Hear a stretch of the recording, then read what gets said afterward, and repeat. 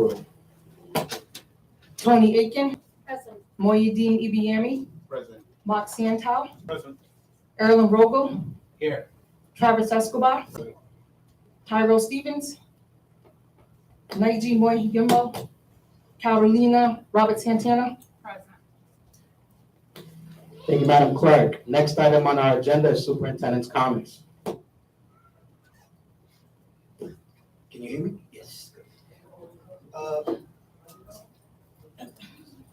I would like to start by saying thank you and good evening to everyone. Thank you for everyone to be here.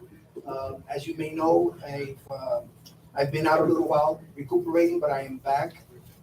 It's wonderful to be back. I want to say how exciting it is to be in person. And this is the first time that I would like to publicly say thank you and welcome to the new school board members for taking time out and helping us serve the district, serve our students as we continue to move forward, and also our families. My team today will have an update for each and every one of you who's going to talk about the turnaround action plan for PTSD. It's an overview. I think it's just going to be great for the new members to get an overview of the turnaround action plan, but it's also a reminder for all of us that the turnaround action plan was created with the community, by the community. So they set the goals, help us set the goals, and we have this map to make sure that we get the work done. So we're making sure that we do the work together. We have done a lot of great things working towards our goals and our tasks, but I know also that there's still a lot of work that we can do together to make sure that we move forward. Another quick reminder for our parents and community as well that this is a very important month. March 31st is the last day for the SWOT survey.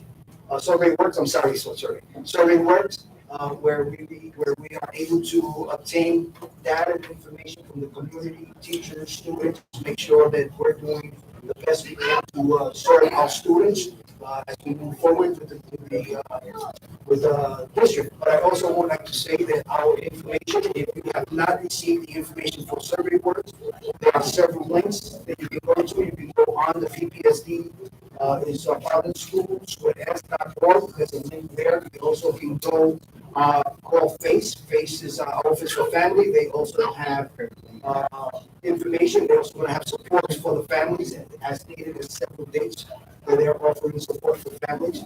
You can also get information at your school for supporting any school support during PTSO time or PTO. I say PTSO because it's always been parent teacher student organization for me, but you can go there and you can also receive information there. One of the things I would also like to shine light on, which is exciting, some of the work that we're doing and have done. I want to say a big congratulations to nearly 50 students who are in our CTE programs who recently received offers to work at Electric Boat.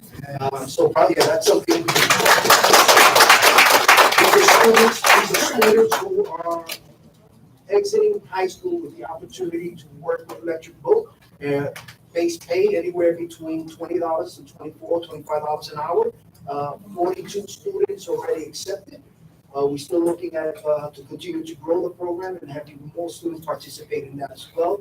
Another celebration that we want to do is also part of our CTE students feature on Channel 12 last week, which was incredible. I was also at that meeting at PCTA, which is Women in Construction.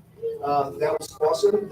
We had a lot of independent women coming in and speaking to our young ladies at school of the job and how much it took for them to break the ground to make sure they get into this career.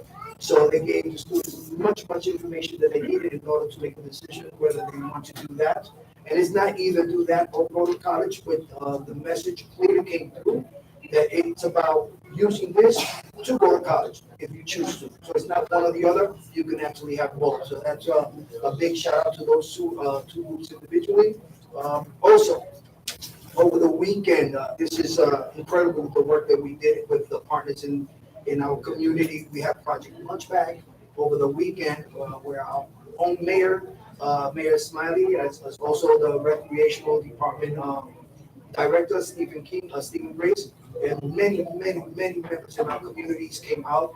There was hundreds and hundreds of bags that were created, that were packed and taken out to the community, served the community who needed it. We also went to the Armory, where there's some individuals who also need support.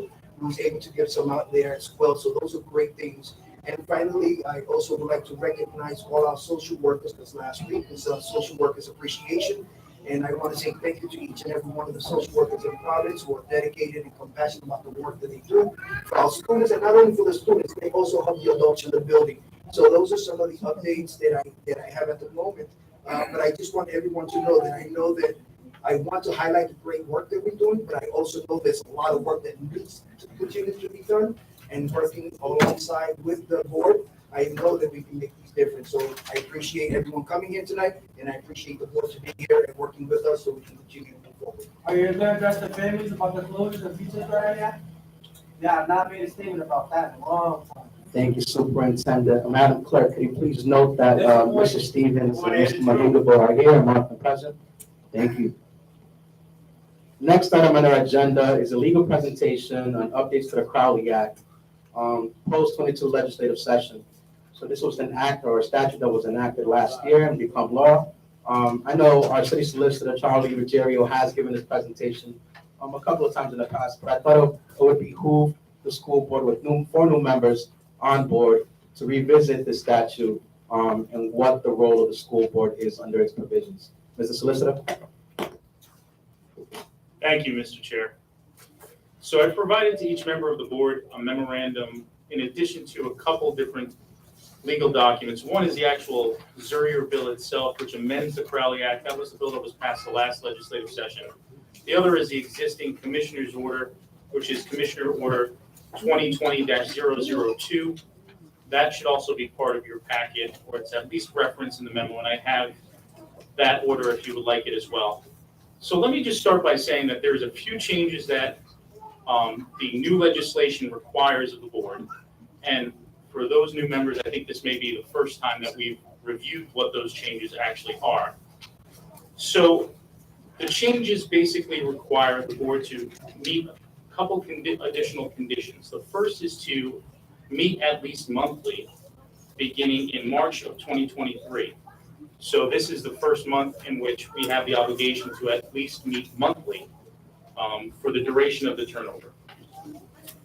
The other additional obligations are to review and advise the commissioner on the appointment of senior level administrators. So that's part of the advisory function that's provided for in the legislation. It's also part of the advisory function that the board serves by virtue of the 2020-002 order issued by the commissioners. So pursuant to that existing order, the board serves primarily as an advisory body with certain additional statutory responsibilities.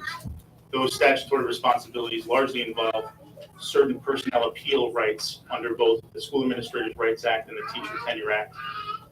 And that's codified in that order, 2020-002. The remaining authority is predominantly advisory, and the legislation and the Zurier bill and the language in the Zurier bill, again, recodifies that advisory role for the board. So in addition to advising on the appointment of senior level administrators, the board is to serve as a forum to review annual progress on the turnaround action plan and to afford stakeholders an opportunity to be advised as to the progress on the turnaround action plan and to make comment on the progress of the turnaround action plan. What a rubber stamp then. The legislation also affords the board the responsibility of creating potentially additional advisory subcommittees and to perform other duties delegated by the commissioner or council on secondary and elementary education. One of the last pieces that I want to touch on, which is a new responsibility, is to receive on a biannual basis a written report from the superintendent and the commissioner detailing the progress on the turnaround action plan. And if those findings are found to be inadequate, Fire the there commissioner. is a Fire. Get him out of here. Fire the commissioner. there is a obligation, the board would then serve as an advisory role to meet with the commissioner and to discuss Sorry, what Mr. Solicitor. interventions. I just want to remind everyone here that we do have space on the agenda for public comment. And I encourage all remarks, comments, questions, concerns to be raised during that time. You don't listen to We'd us. like to give We Mr. try, you don't listen to Solicitor us. Charlie We Gary. work protocol, you don't listen to us. Thank You you. only listen to us like this. And lastly, if those progress metrics are not being met, to advise the commissioner and meet with her to discuss changes to the turnaround action plan. That will be the final aspect of the changes under this area bill. So that's it in substance. It's continuing the advisory role of the board with certain additional responsibilities. The responsibility to meet at least monthly, the responsibility to serve as a forum for the evaluation of the turnaround action plan and public comment on that, on the turnaround action plan. And in the event that to receive the written report of the superintendent and the commissioner on the turnaround action plan, and if those metrics are not being met, to advise the commissioner as to certain changes in the turnaround Commissioner ain't action gonna do plan. nothing. She hasn't did nothing. Thank you, Mr. Solicitor. I'll now open up the floor to the school board members for any questions regarding this presentation. Any questions, comments, concerns from the board? Dr. Santel, you have the floor. Charlie, on the first page of the, let's see, it's to us from you here. It's, I think, a memo summarizing what you just said here, looking at the document. You made reference to the board's power to review and advise the commissioner on the appointment of senior level administrators. I'm not a lawyer. Review and advise feels like something that can be interpreted in a lot of different ways. Is there sort of a standard kind of boilerplate what review and advise means in this sort of circumstance? I think it's to be aware of those appointments and to provide advice on those appointments. But it's clear that under the existing legislation, there's not the authority on the board's behalf to serve as as an approval process for the appointment. But it does, I guess this is actually my general question about all this, because most of this seems to be about what the board can and cannot do. There doesn't seem to be much in it, maybe implied, about what the commissioner has to do, so the obligations on that end of things. In the past, prior to the takeover, for senior level administrators, actually often for principals and lower level folks as well, the board would vote on the contracts. I don't necessarily expect us to do that, but I guess, if we're to review and advise, it also means on the other side, we need to be given the information we need in order to review and advise. Absolutely. Is that something we have to work out with the superintendent? I think in practice, yes, that is something. And what is meant by senior level school administrators? Are we talking about high-ranking central office people? Or are we talking about something immediately below that?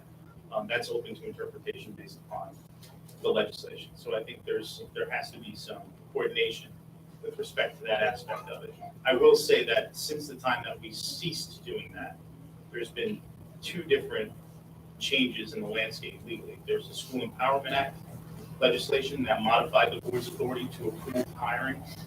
And there was also obviously the Complete Prevention and the Crowley Act and reconstitution of the authority of the board, which vested the personnel decisions in the commissioner by virtue of the council order. So those two fundamental changes kind of really changed materially the board's old role in approving hiring. Yeah, no, that makes sense. And then the other question that I had, you mentioned a couple of times that from this earlier bill, that if the turnaround action plan isn't meeting goals, the board has, the right, the responsibility to advise on how to meet those things.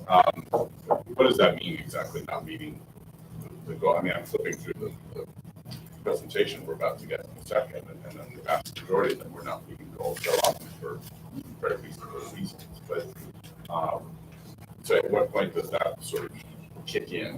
Where does that responsibility lie? Yeah, I think primarily it serves in the hands of the commissioner to work with the board in the event that it's recognized that the turnaround action plan goals are not being met and there needs to be a change to the turnaround action plan.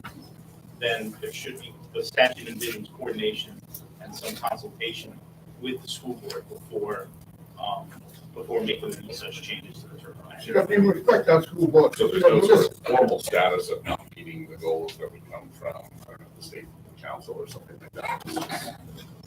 Correct, I think it's whatever's provided for in the turnaround action plan. If you're not meeting those goals, then there's coordination. So I guess this is more of a comment than a question, then I'll stop. You know, it does feel like there has to be, you know, two partners in order to make this work. The school board can't do even the limited job that has been given without information and collaboration from the other stakeholders. Here, we are more than happy to do what we can. I'm certainly more than happy to do what I can, but you know, we need information in order to be able to review and advise on the appointments and the level of administrators. We need to be seen as a partner, and that means we need the information. But it also means that the board needs the capacity to do its job, which I believe includes having a full-time policy advisor in the board as we have in the past. So I'll stop there. Thank you, Dr. Santown. Any other questions from school board members? Mr. Stevens, you have the floor. Yes, good afternoon, everyone. I don't have the document, but I did see the legislation a couple of times. I just wanted to know, does it require the commissioner to show up to these meetings each month? There's nothing in the legislation that explicitly requires the commission to show up at monthly meetings. Okay, so the commissioner does not have to show up. Okay, so when we say sort of, I believe in the legislation that the commissioner and the superintendent has to present on the tap. Yes, please, can I please have that?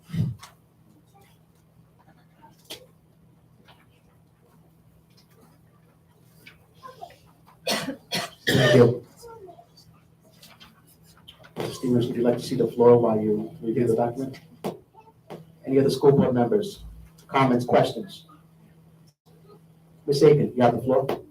Yes, in regards to the short answer, section 2, bullet 7, in regards to the written reports, are there intervals for receiving? Ms. Aiken.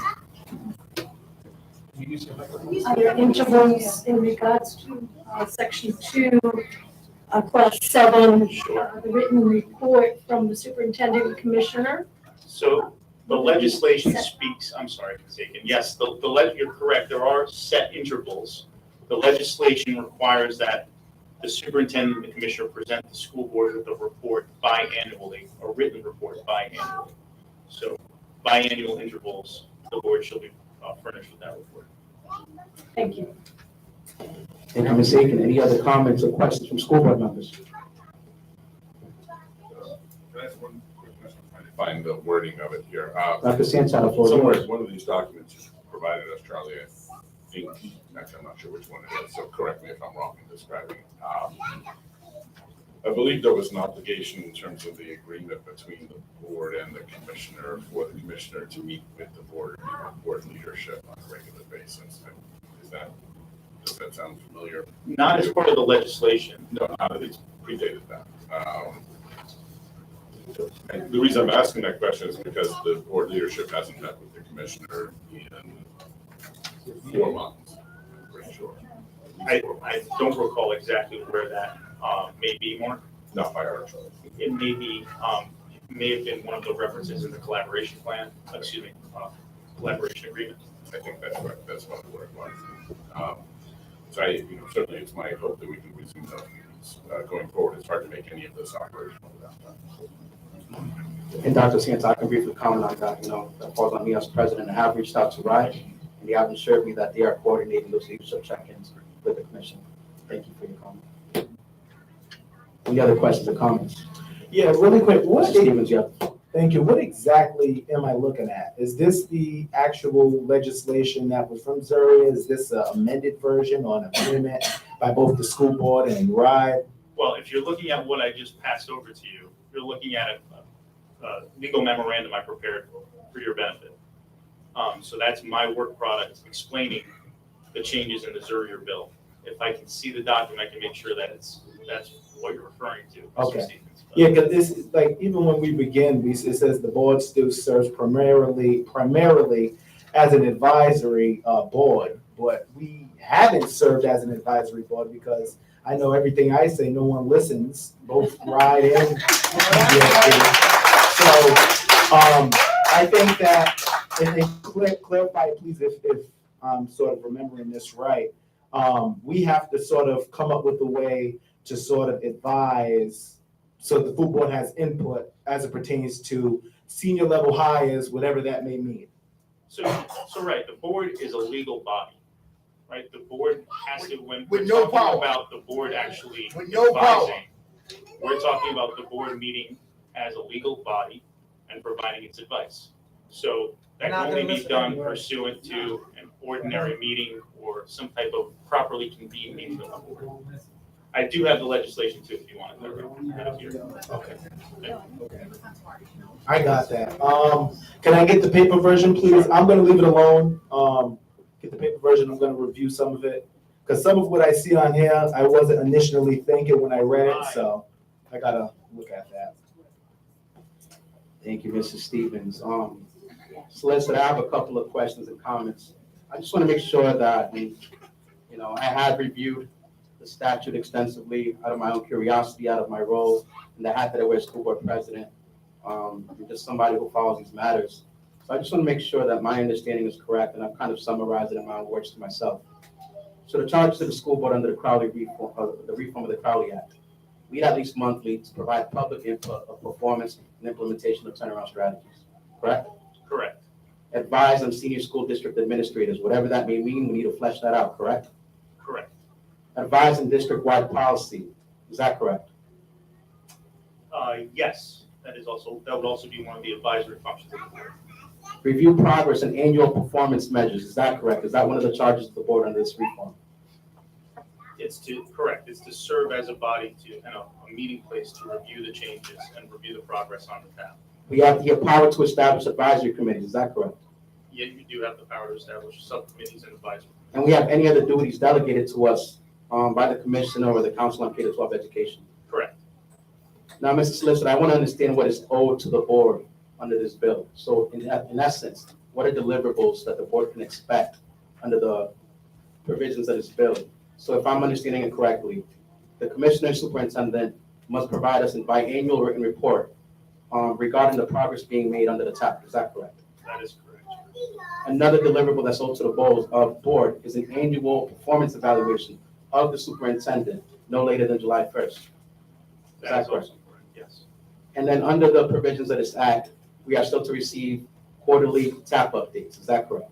Yeah, that's actually pursuant to the existing commissioner's order, which predates the legislation and wasn't changed by the legislation. Thank you. And then regarding kind of who governs or which public body, we've had a conversation of public body, the school board's a public body or a legal body. But regarding which public body governs the regulations or creates the regulations regarding the takeover and what measures need to be hit or what determines this transition back to local control, is there clear language and whose responsibility that is? You're asking if there's who the entity is that makes the determination as to what regulations are put in place during the period of takeover. Correct. And the regulations are determined by the council on elementary and secondary education.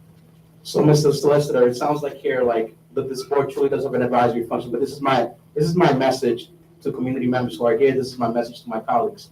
I'm comfortable with that. I think it's good to know where our guardrails are at. I know it's good to know where out of bounds is. I think it's good to know where we are overstepping. And I think it's up to us collectively, as a unit, as a team, to figure out creative ways to work within those guardrails.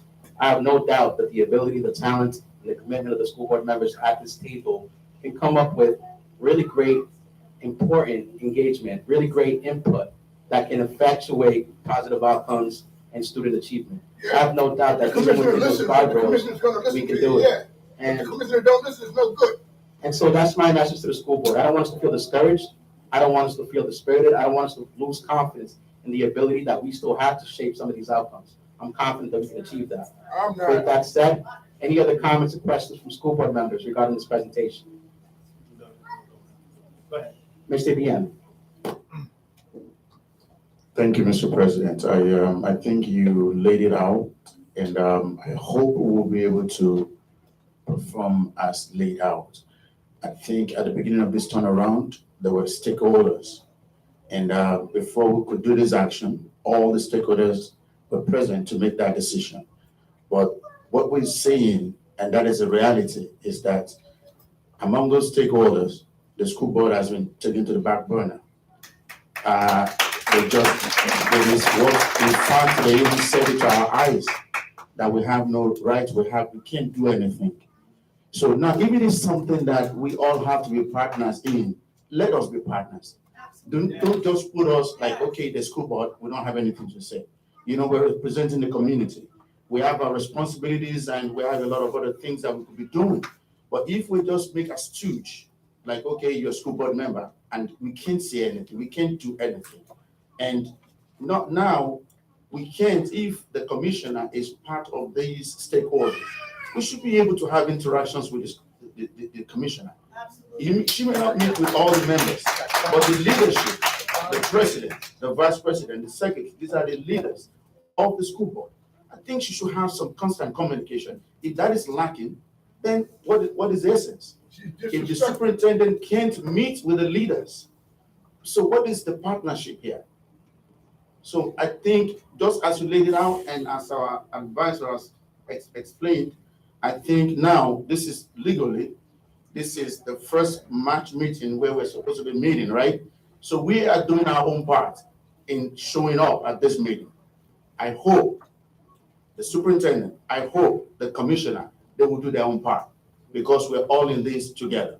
Please don't leave us apart. Thank you. Thank you, Mr. Euston. Thank you for those comments. Any other final questions, thoughts, concerns before we move on to the next item of the agenda? Mr. Stevens. Yeah, I would just advise, I know we have a retreat coming up, and there's 34 slides on this TAP presentation. I know with the last leadership, we have a new leadership team. We sort of discussed having 2 separate meetings. We have a bunch of stuff we already have to do with our regular meetings. I would advise that we have our own separate meeting as it pertains to just the TAP. Be honest with you, I really don't want to go through all of this, but we're going to go through it on today. So I would just ask if we could sort of have our own separate meeting as it pertains to just the work on the TAP moving forward. Just advising on that. Understood, Mr. Stevens, and it's duly noted. Yeah, the length of the TAP report tonight, I figured with 4 new board members coming on board, it may be a good place to start, and maybe, you know, we may skip through a couple of slides. We'll see how it goes. We'll see how we're doing on timing, but your comments are well taken. Any other final comments or questions for the city solicitor before we move on to the next item of the agenda? I just have 2. Dr. Santos. They're not really questions, unfortunately, although I should probably frame them like a question. One is just kind of building on what Board Member Stevens just said. I think in the future, when we do these presentations on the turnaround plan, not only would it be helpful to have a meeting that's just dedicated to it, but we might also consider doing the meeting elsewhere in a way that brings us back out into the community a little bit more. Not that we're lacking for community participation tonight, but there is an to that PCTA or someplace else, so that it feels a little bit more like we're reporting to the community, not just to us. And I guess the last thing, I'm sort of reiterating a point I made before. I'm just trying to figure out how to frame it exactly. You know, if you're in a position of leadership, it seems to me you may not have a legal obligation to accept or solicit advice, but you do have a kind of moral obligation to solicit and accept advice. And I think the turnaround plan and the district and the families of the city will all be better off if going forward, the school board, to reiterate Dr. Ibiemi's comment of a moment ago, if we are able to fully collaborate with the commissioner and the superintendent. And that requires, you know, advising has 2 parts to it.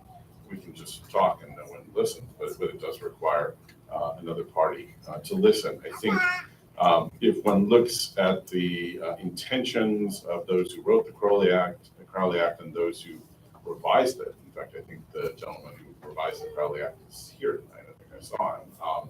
If legislative intent means anything, I suspect part of what they intended was not just for the school board to sort of shout into the wind, but in fact for the responsible entities to actually communicate with the school board. So even if it's not written in to the legislation itself, that the key stakeholders have a responsibility to solicit and listen to advice.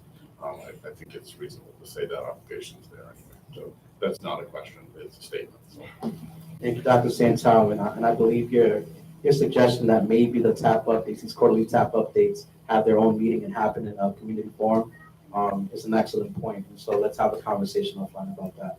Ms. Robert Santana, you have the last comment tonight?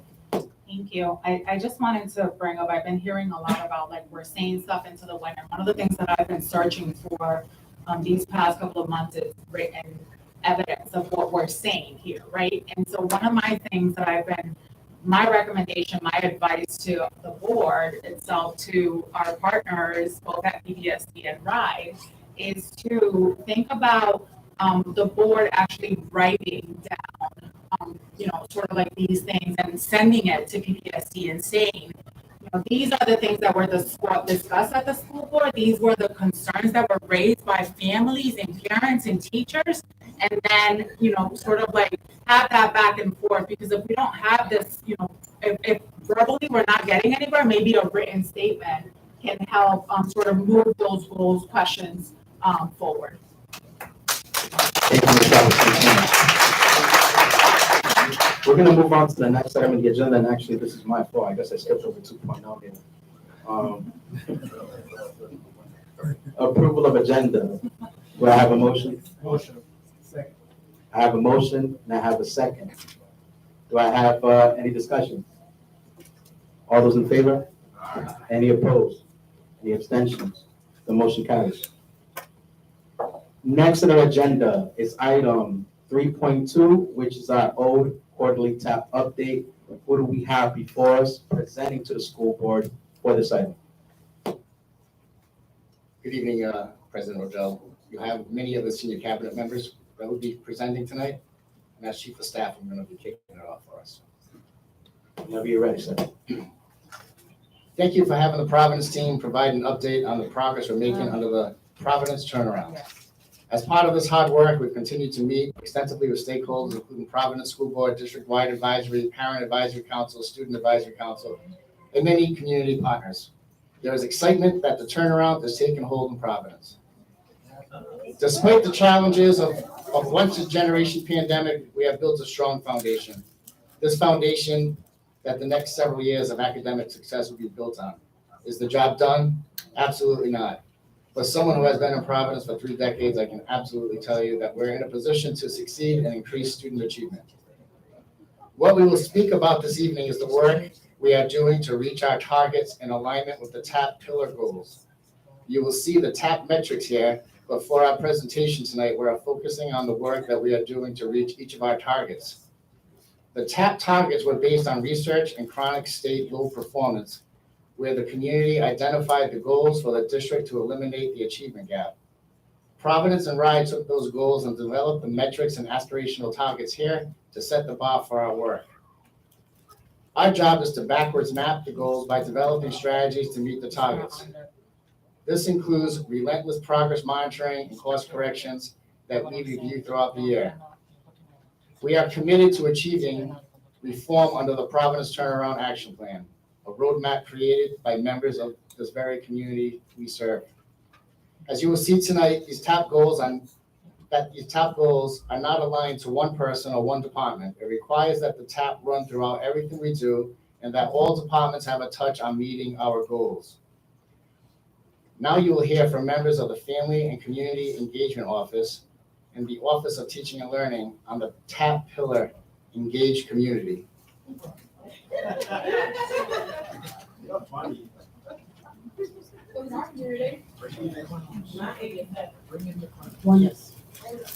Good evening, everyone. Good evening, Superintendent and members of the school board. My name is Janet Pichardo. I'm the Executive Director of Family and Community Engagement. I'm also the Homeless Liaison for the district. I'm happy to get us started in sharing the goals under the Engage Community TAP initiative. So on the screen, you'll see that there are several initiatives that we will discuss. And so the first one I wanted to mention was the Parent University. The Parent University is an opportunity where we have families attending various topics that are offered to them right now via Zoom. And since the last time we reported out, we have offered 10 workshops, and we have approximately 1,234 parents who have actually joined those Zooms.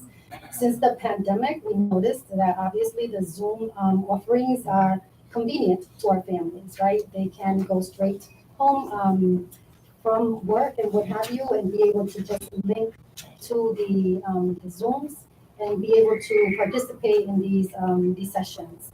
Again, these sessions are via Zoom. They are also recorded and are available on the PPSD YouTube channel. And so again, easy access for them. The topics vary, and we have a few that are mentioned on the slide.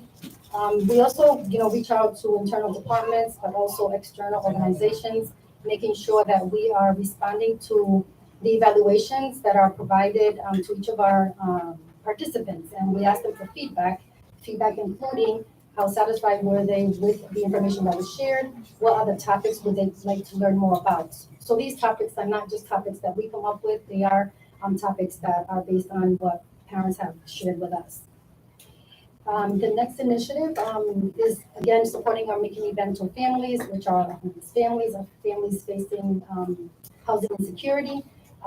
Again, we have identified 74 new families since the last time we reported, but we have identified thus far over 240 students, since then.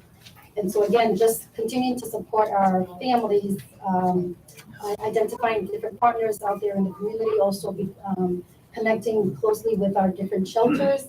And specifically, if you go onto the website, you'll see that we've also enhanced the McKinney-Vento page. We actually have available there a Google form, a referral link, where we're asking the community, the external community, but also internally our staff, to make sure that when they have identified a family, that they will enter the information that is confidential. But our office is who receives that information. We right away connect with the family, and then we figure out what other supports that they need, including supporting and connecting with Crossroads and others, making sure that families are aware of the coordinated entry hotline, and again, making sure that we connect to resources right away. The parent ambassador, we have 27 parent ambassadors out there in the field in our different schools, K to 12. And these are individuals that are parents that are supporting our schools in different ways, supporting them with parent engagement activities, meetings, events, but also supporting them with the survey works, what the superintendent mentioned earlier, sitting down and working with each of our families, making sure that at the school level, they do have supports. And now I'll pass it on to Delia, who will talk through the next few. Good evening, buenas noches. My name is Delia Rodríguez Juan. Thank you to the school board members. Welcome to the new school board members, and thank you to the superintendent. I am the interim executive director for community engagement.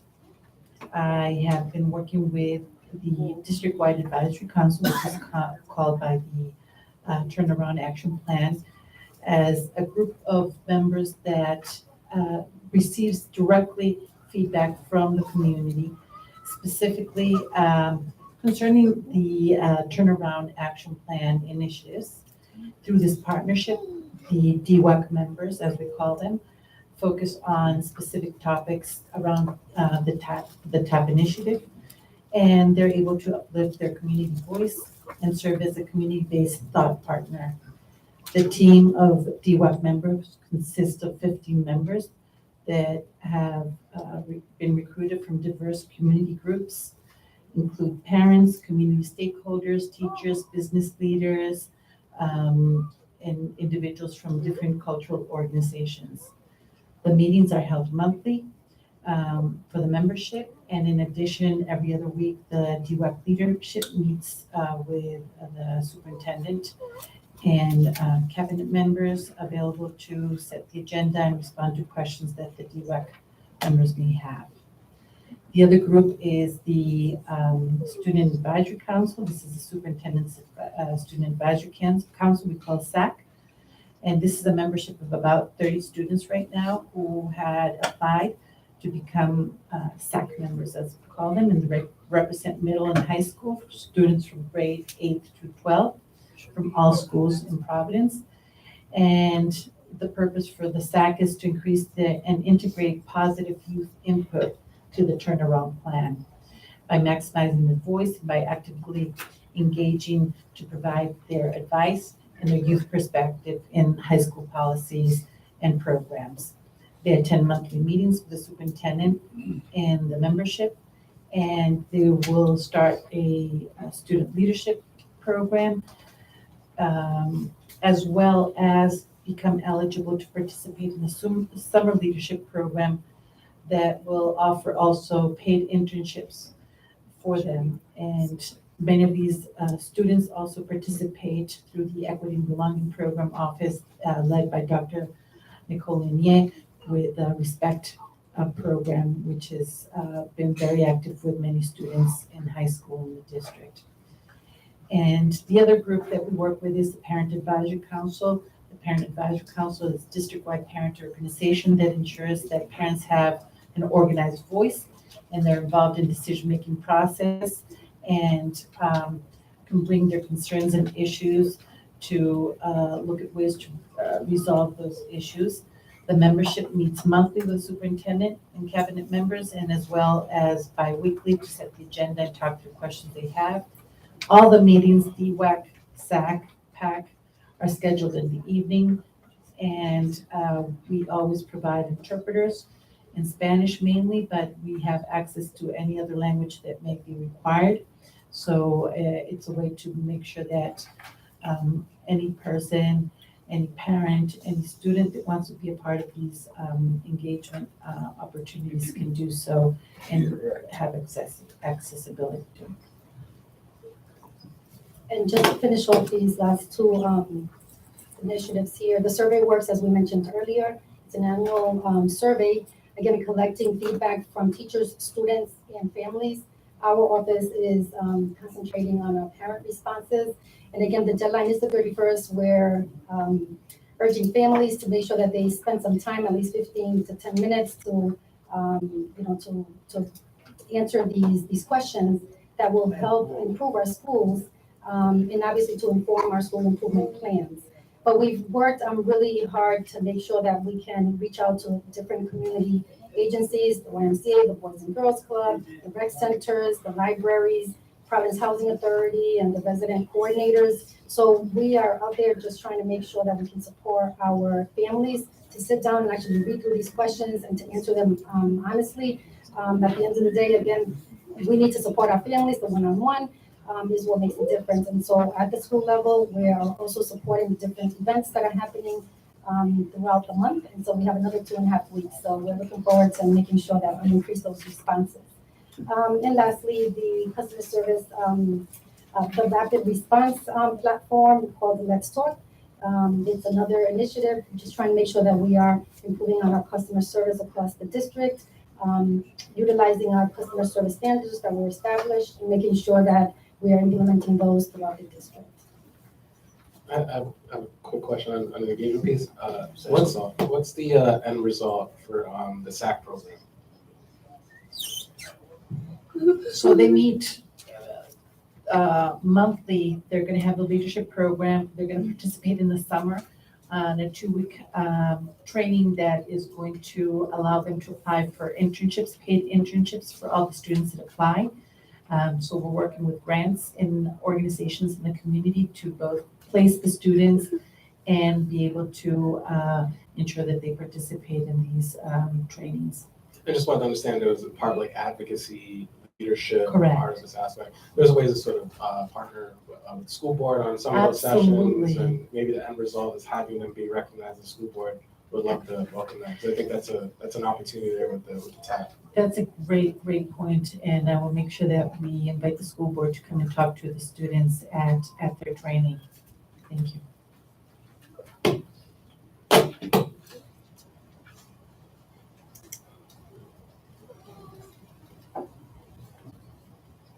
Good evening. Good evening, school board. I am Colleen Van Front, the Executive Director of Teacher Development. Thank you for the opportunity to share some of the important initiatives that we have been working on in our teaching and learning department. So in addition to the strong work that Janet and Delia shared, our office also works to engage the community, our community, as partners in shared decision-making around academics. So some examples of this, we are holding and have held several instructional committees that help create instructional resources we provide to support teachers. Some examples of that, ARC core lesson planning committees. So we've had over 127 teachers across grades K through 8 that have built core ELA and social studies lessons to support the implementation of our high quality ELA and social studies curriculum. These teachers have really worked tirelessly this year to ensure the material is comprehensive, provides strategic supports for our multilingual learners, and provides formative assessment opportunities so that all teachers have real-time data to adjust instruction throughout their lessons. This resource also supports our new teachers as they begin to implement the ARC curriculum. In addition, we also have our high school English committees. They have met to develop lesson pathways that meet the needs of our various learners in the district. We also have K-12 math work groups that have met to revise our scope and sequence documents and have been expanding on the resources for teachers. In addition, we have our social studies committees across all 3 grade bands that have worked this year as a selection committee as a starting point to determine which resource we would use as a high quality social studies curriculum in all of our schools.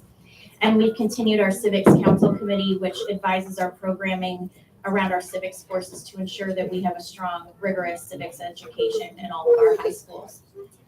Aside from the instructional committees, we also have expanded our summer learning program to include acceleration of learning. We enrolled approximately 2,000 students and are looking forward to increasing the enrollment this upcoming summer so that more students and families have opportunities for this acceleration. And finally, we've increased the number of students participating in 100-hour paid CTE internships through partnerships within our community. We have currently 110 students placed in these internships and are very excited to expand on that.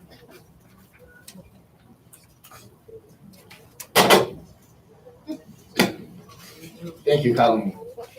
So now we move into our second TAP pillar, excellence in learning. In 2019, the John Hopkins report noted an exceptionally low bar for instruction, low expectations for students, lack of a consistent curriculum across the district, and a broken school culture, especially in middle and high schools. Now I'll pass it on to my colleagues to present our growth here.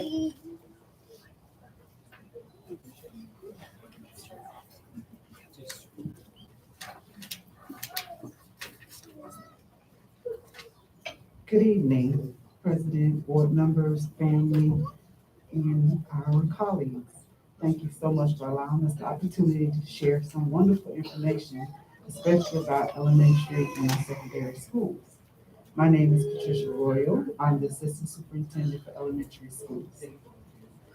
So I want to first start by sharing some of the very exciting activities and achievements that we have going on in our schools. For example, tutoring sessions are scheduled for all of our students before school, after school. We also do Saturday academies to prepare students not only for RIDECAS and for SAT, but also to prepare those boys and girls for their next level of their educational path. So we're excited about that. We're also excited about our 100-day celebration that we held in our schools. That's one of our favorite activities for our kindergarten students. I was a kindergarten teacher, so I will understand. A favorite activity where they learn, count, read all about 100. So that's hugely celebrated in elementary. Also, we've increased the number of field trips that are extensions of learning in ELA, math, and science to enhance our students' learning through some hands-on experiences that they may not have otherwise. So they really thoroughly enjoy those field trips. Students showcased and wrote about their culture in the Culture Night celebration and also for Black History Month, utilizing daily journals, including electronic journals, to continue improving in their literacy skills as well. At RIDECAS and SAT events, all of our schools facilitated the ramp up for RIDECAS and SAT programs during our before and after school touring sessions, extended school hours. All students are invited to attend either to provide additional support, enrichment, and accelerate their learning. We also held parent broadcast nights, which were held to inform and share student work samples and prepare for broadcast assessment and SAT, and also share with our parents all of the exciting learning that's happening in our schools. All schools celebrated Student of the Month. That's something that we initiated this year across all of our schools that acknowledge improved academics and/or attendance performance for students through various celebrations and activities. So our kids really look forward to those monthly events. Also, our high school hosted career day events to support college and career exploration. And also, last but not least, decision day events hosted at all high schools to emphasize post-secondary plans and college acceptance. I would just like to add also that our teachers are continuing to use personalized instruction to reach students' mastery at their grade level so that they are well prepared for their upcoming grade level for next year. Thank you, teachers, and our leaders and our staff members for all that you do in our elementary and secondary schools. Real quick, before I move on, I just have a couple of comments. So since we're operating under the auspices of the reform of the Crowley Act, in the reform of the Crowley Act, there are also, I don't know how to call them, but buckets of information that are not required to be under the tap. So I'm trying to like follow along the presentation, making sure that these buckets are captured in this update. So these highlights are great, and I think these highlights are awesome. And I think board members can use their own time to read through them, peruse them, and then we can have other conversations as need be on the highlights and the problematic things you guys are doing.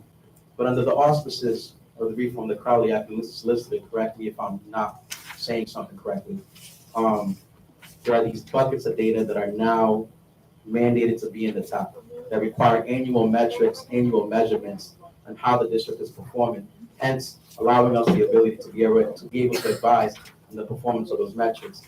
Mr. Solicitor, am I capturing that correctly? Am I misstating something? You are, Mr. Chair. There's additional metrics that are supposed to be included in the turnaround action plan on address. That's correct. So I'm looking at 16-7.1-5.1A, 1 through 16. So I think it'd be really helpful during this presentation, really helpful for school board members as we go along during this presentation, for us to call out, here are the metrics, here's the item that it's responsive to under the reform of the Crowley Act. So whether it be item 1, item 2, item 3, ... all the way to 16, I think it helps us then do our job under the auspices of the reform of the Crowley Act. Does that make sense? So for example, when you guys went over family engagement, you guys had the one slide on the top metrics. So moving forward in this presentation, I'd like to be able to dedicate a little bit more time on that slide versus the highlights. And then we can assess whether it meets one of the criteria of one of these buckets laid out in the reform of the Crowley Act. Does that make sense? I want to skip over the important information that they have presented to us. So we'll work along this collaboratively. So let's move along. Let's focus more time on the metrics slide, because I think that's what we're interested in. Good evening. My name is Sandra Stewart. I am the Chief of the Student Support Services. Tonight, I will be sharing many of the exciting initiatives and accomplishments in each of the departments that are under Student Support Services and meeting those TAP goals that I heard you just mention, President Ujel. So let's begin with the Office of Multilingual Learners. Here on this slide, the first couple bullets will be addressing the increase in the percentage of students that are meeting the MLL targets on the access assessment. I believe that's on page 10 of your document.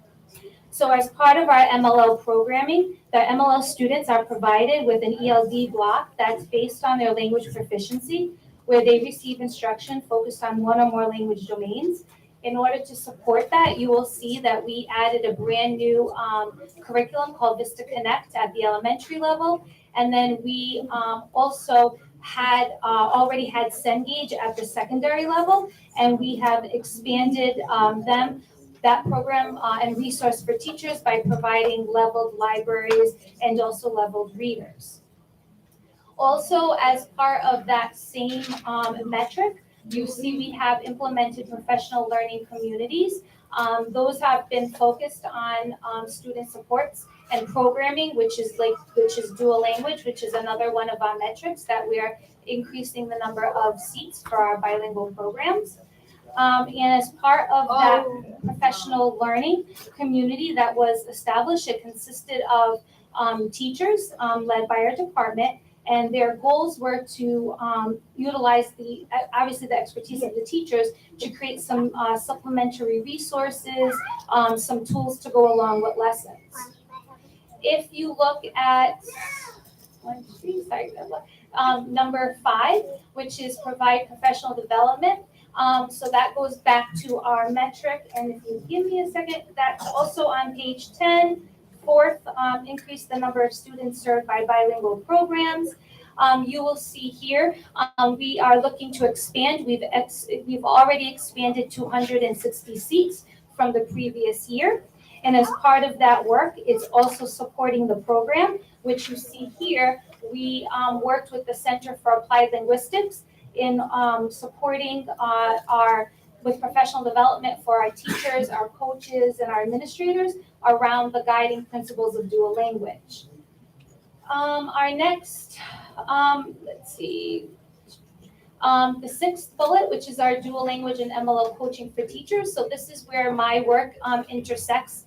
As Chief Sutherland shared, our work intersects with many departments. And so I work with the Human Resource Department here, and we have quite a few teachers that are certified, emergency certified, and what we do is provide coaching with our in-district coaches and also partners in order to support them. And if you are looking for that metric, you would need to turn to world-class talent, and that would be listed, I believe that would be on page maybe 28 or maybe page 28, I think, on your document. If we go on to the next bullet, the new last links assessment, again, that's directly tied to the first metric that I shared with you all. In order to help support us meeting those targets, our students take the access assessment between the months of January and February. And we usually receive those results in the spring. So in order to continually monitor their language development, we have incorporated the last link assessment to at the beginning of the year, and then we do it at the end of the year in order to support, the data can support teachers in utilizing that to support targeted instruction, particularly during that ELD block that I mentioned. If we look at bullet number 8, I believe, our in-house ESOL certification program. So we have heard loud and clear from our teachers every day. We get emails that they would like an in-district option. Currently, right now, we partner with institutions for higher ed to give them options. However, so that they can become ELS certified, which again is another one of our TAP metrics. And those higher institutions have been great partners. However, we want to give teachers an in-district option and another pathway to choose in order to get certified. The last 2 bullets around sheltered content instruction is also again built into our first TAP goal. The first TAP goal on page 10. And here you will see that we provide professional development to our teachers around strategies that they can use to incorporate in their classroom with our multilingual learners. Lastly, another important goal is to increase the number of MLL students and give them the same opportunity as our Gen Ed students to participate in advanced academics. And here, as you can see, we've nearly doubled that number. You're going to be with me for a little while. Bear with me. I have quite a few departments. So we're going to move to the next department, which is our Office of Specialized Instruction. And I believe as part of some of the additional data in the metrics there, you will see some of the goals and some of the data for our students.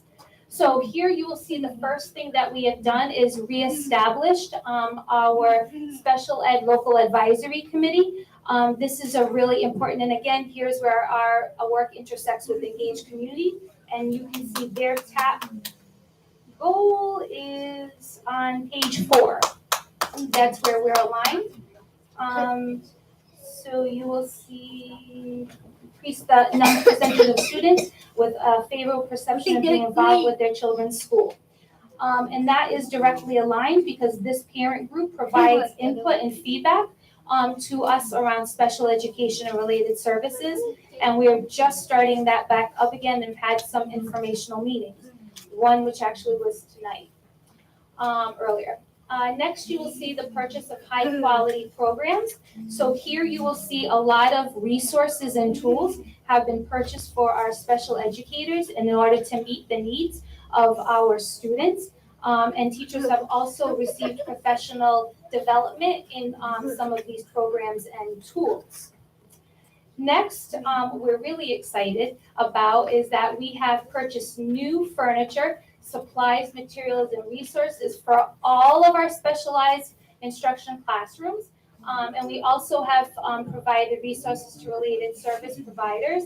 Some of those materials are still being ordered. As you can see, 109 classrooms spanning 26 schools is a lot. So we are still continuing, but things that have been ordered are things like special lighting for our autism rooms, alternative flexible seating, printers, sensory items, and the list goes on. Play-Doh.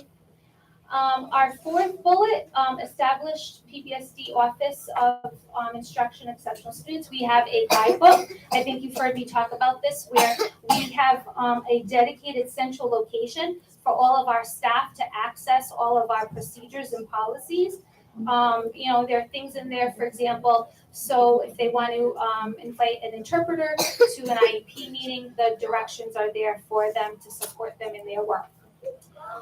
Increased supports for duly identified students. So here is where it intersects a little bit in our TAP goals. So our duly identified students are referred to our students who are MLL, who also have IEPs. So we have been doing a lot of work in collaboration with Dr. Ortiz on how to improve our identification processes and also how to utilize our current tools to ensure that we're properly identifying students, and also that we're having those conversations around language and how language affects possibly student growth. Next, you will see again, we've had some more professional development around differentiation, which Ms. Royal talked about. Also Section 504, and also around some of the programs and things that we've incorporated. Lastly, again, we have been having teachers participate in professional learning communities around special programs in special ed. So for example, we have an autism and ECS special PLC where teachers come together and collaborate. Next, we have our Office of Early Childhood Education, and you will see the goal for that on page 9. Increase the number of 4-year-olds enrolled in high quality preschool. So here you will see that that we have increased by 13 classrooms. We have 27. We started with 27 classrooms in 2020. We increased to 40, and we need more. So we continue to identify space and work with my colleagues to identify space and also to hire teachers. So we continue to be committed to opening as many more classrooms as we are able to, but I'm not gonna lie, we have a little challenge here with finding some certified early childhood educators that are special ed certified. Very unique certification. Also here you will see that we have been participating in a transition goal. So one of the things that is really important in our department is to bridge that gap between our community agencies, our different community groups, our head starts, and really bring that information into the district. So when those students that are 3, 4, and 5 that are in the community come to our schools in kindergarten, to be able to support that transition for them and for our schools. Next, you will see we also have been doing a lot around deepening the knowledge of our teams around the early learning standards. And then lastly, you will see about child outreach. So we are responsible for outreaching and screening students in our city. It's a very wide range. So we have been doing, we've increased, so you can see we've increased by 12%. We've also heard some feedback from the community around having more alternative sites. So we have added extra sites at the elementary schools in different geographical locations to make it easier for families to go there if they can't come here to PPSD 7927. We've also used a new friendly scheduling software called Time Cap, which has a QR code, so it makes it easier for families to take a picture of it, and then they go in and schedule their appointment. We also have done outreach. We've mailed out like to 5,000 families who have eligible students 3, 4, and 5 to let them know to be able to screen them. So again, that falls all under TAP goal number 3 on page 9. Okay, last one. So this is a brand new department. I think some of you may have been here last year when I introduced the brand new department to PPSD. This is our wellness department. Within wellness, we have our health services. We have a brand new department called the SEL and mental health. And then we also have school counseling, and then we have alternative programming. Now here in this department, I'm going to highlight a few of the goals. And here you will see that we have expanded our smart clinics. So we had, previous to this year, we had a smart clinic at Mount Pleasant High School, Roger Williams Middle School, and this year we're adding our third at George G. West. It just opened up, so we're excited about that. We also have increased the number of social workers at schools. So I think we all can know that the COVID has had a huge impact on our students and families.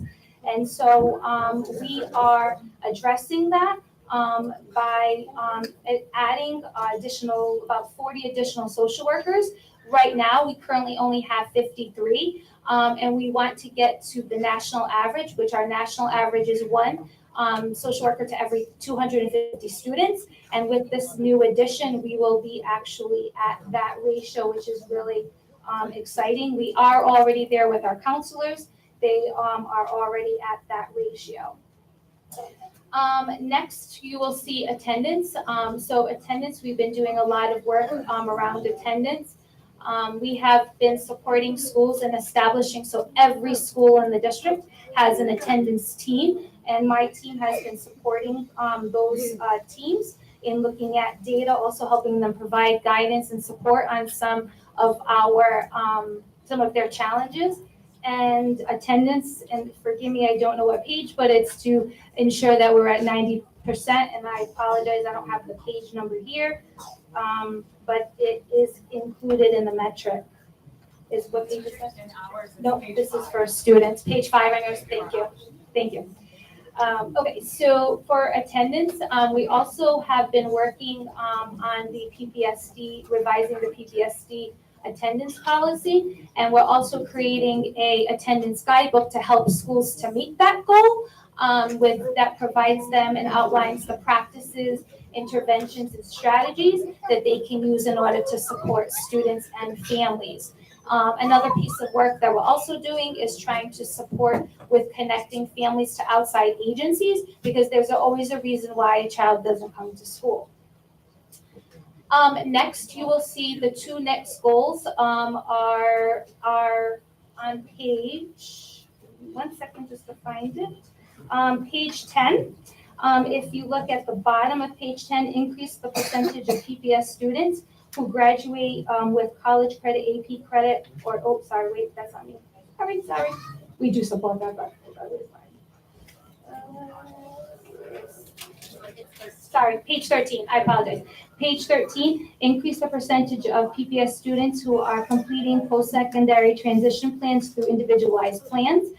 So our school counselors and also our advisors at the middle and high school meet with a minimum of 2 times per year with students to ensure that they are creating in our Navigax platform, that they are sharing what their post-secondary interests and plans are. Also, the second bullet, assist with the collection of senior exit graduation surveys. So we're about to enter into that time right now in this April, where our school counselors will be meeting with them, and that's to meet the goal on page 13, increase the percentage of PPSD students who graduate within 4 years, in talking with students to help them better understand and respond to what their plan is post secondary. So what's their career path? And then lastly, you will see that we have also been working on building a multi-tiered system of support by really identifying the different tiers and also including and addressing SEL and mental health and also attendance into our MTSS framework to ensure that we're providing high quality instruction and support, it's not just academics, around SEL and mental health. I feel like that was a marathon. So. Yeah, whatever. I'm gonna move on to Ms. Van Brown.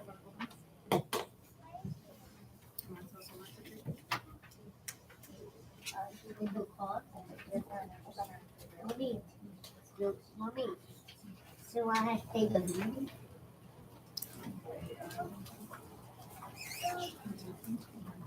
All right, hello again. So I'm going to speak to you about the TAP metrics that are addressed in teaching and learning and how our initiatives align with those. So we have been working to deepen the implementation of our high quality curriculums, which are the primary sources that our teachers use for instruction on a day-to-day basis. We are working really to increase the coherence and calibration across schools through the addition of other high-quality resources. And so this is important because it allows every student to have equitable opportunities and access regardless of which school they attend. And so this year, looking on the left side here, this year we've implemented the ART Core daily lessons, as I spoke about earlier, in all elementary and middle schools. That is tied to the 3rd and 8th grade metrics on page 11 and 12 of your deck, dealing with RICAS scores for 3rd and 8th graders, increasing proficiency in those areas. In addition, we've started a soft rollout of Amplify, which is our high-quality science curriculum in grades K through 8. Students and teachers have given us really thoughtful feedback as they complete every single unit to inform the work we do in further implementation. That's tied to the NGSA metric on page 12 of your packet. So it's at the bottom of page 12. It's that last metric for NGSA. We've also implemented Vista Higher Learning, which you heard about as an ELD resource, but we also use it as part of our world language classes in an effort to meet the metric on page 10, our Seal of Biliteracy metrics that we have. As I mentioned earlier, we selected a high quality resource for all of our social studies classrooms, K through 12, and that material will be aligned to RIDE's newly adopted standards. That aligns with our SAT metrics that you see on page 12 as part of the humanities and supporting literacy. So these resources that we've implemented or continue to implement this year are supporting our teachers with teaching, but our department, in conjunction with the data and assessment department, also has been focused on implementing systems and structures that support our teachers in measuring student learning more efficiently, so it's easier for them. And so we've implemented a new assessment management system called Mastery Connect. This allows our teachers, leaders, coaches, district staff to measure student progress and acquisition of grade level standards. And it also allows us to evaluate our curriculum implementation to inform our ongoing work. It This actually informs many metrics, specifically from our department, the academic metrics is what we're really targeting and looking at closely. Pages 11 and 12 are all of those metrics from RICAS to SAT to our alternative assessment, which is the DLM coding that you see there. As part of the work with that, we've also been using standards aligned common assessments in several of our content areas across the schools. And then finally, our school counselors review what credit acquisition at least 2 times a year, which begins with our 9th grade on track metrics, which you'll see on page 13. There are 3 metrics specifically tied to this on 13, the bottom 3, that talk about our 9th graders being on track, that talk about post-secondary transition with their individualized learning plans, and just talk about PPS students increasing our percentage of graduates within 4 years. So I'm actually going to transition us into our 3rd pillar, which is our world-class talent pillar. Teaching and learning has a large bucket of work in this area, and then I'll hand it over to our Chief Talent Officer to review the rest of this pillar. So, I'm just going to switch my page. So when we think about world-class talent from the lens of academics and teaching and learning, what we're really talking about is some administrative metrics and a job-embedded PD metric. So on page 21. So just a quick thing. Yes, sir. So community members, I know it's getting late. I know we want to get to public comment, but public comment, I believe, is immediately after this presentation. So let us get to this presentation. I'm going to ask the presenters, let's please just focus on the metrics, the annual metrics. I feel like that's the important piece of this presentation, correct? Like the what? Like what are the goals? What are the objectives? And then you can fill in like this is the goal. This is how we're reaching it. And then you can give us a couple of highlights into each goal, into each metric, instead of going through every single how you're doing it. I think it'd be beneficial to the board to understand the goals and then a couple of bullets on how we're getting there. And I think it'll speed up this presentation a little bit. Thank you. Yes, sir. So as we look at on page 21, the increase the percentage of teachers who have access to job-embedded professional development. The current status is 100%, and our target is to maintain 100%. And so very high-level overview. There's lots of details here for you, but you can see a lot of varied sessions for coaches, for teachers, for new teachers, ongoing throughout the year, as well as opportunities in the summer to ensure that there is consistent opportunities for 100% I'm sorry. I don't mean to be that guy. I can't. It's difficult to get a presentation. We're waiting for public comment too. What time? Yes, sir. We're waiting for that too. I mean, Yeah, what time to wait? That should be clear. Public comment should be clear. Let's get to this presentation. So I think if we speed it up, we'll get through it.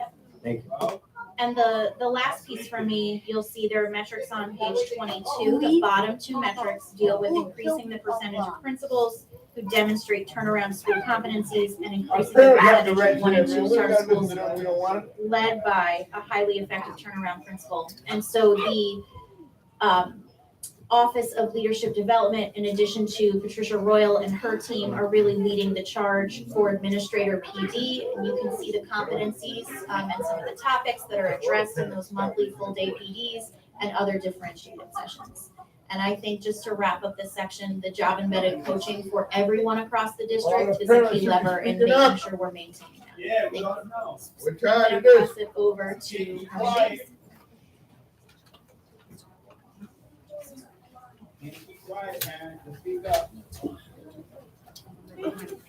Good evening, President Rogel and Vice President Escobar, our Superintendent of Schools, and to all members of the school board. Good evening. Thank you so much for giving us the opportunity to share updates on world-class talent.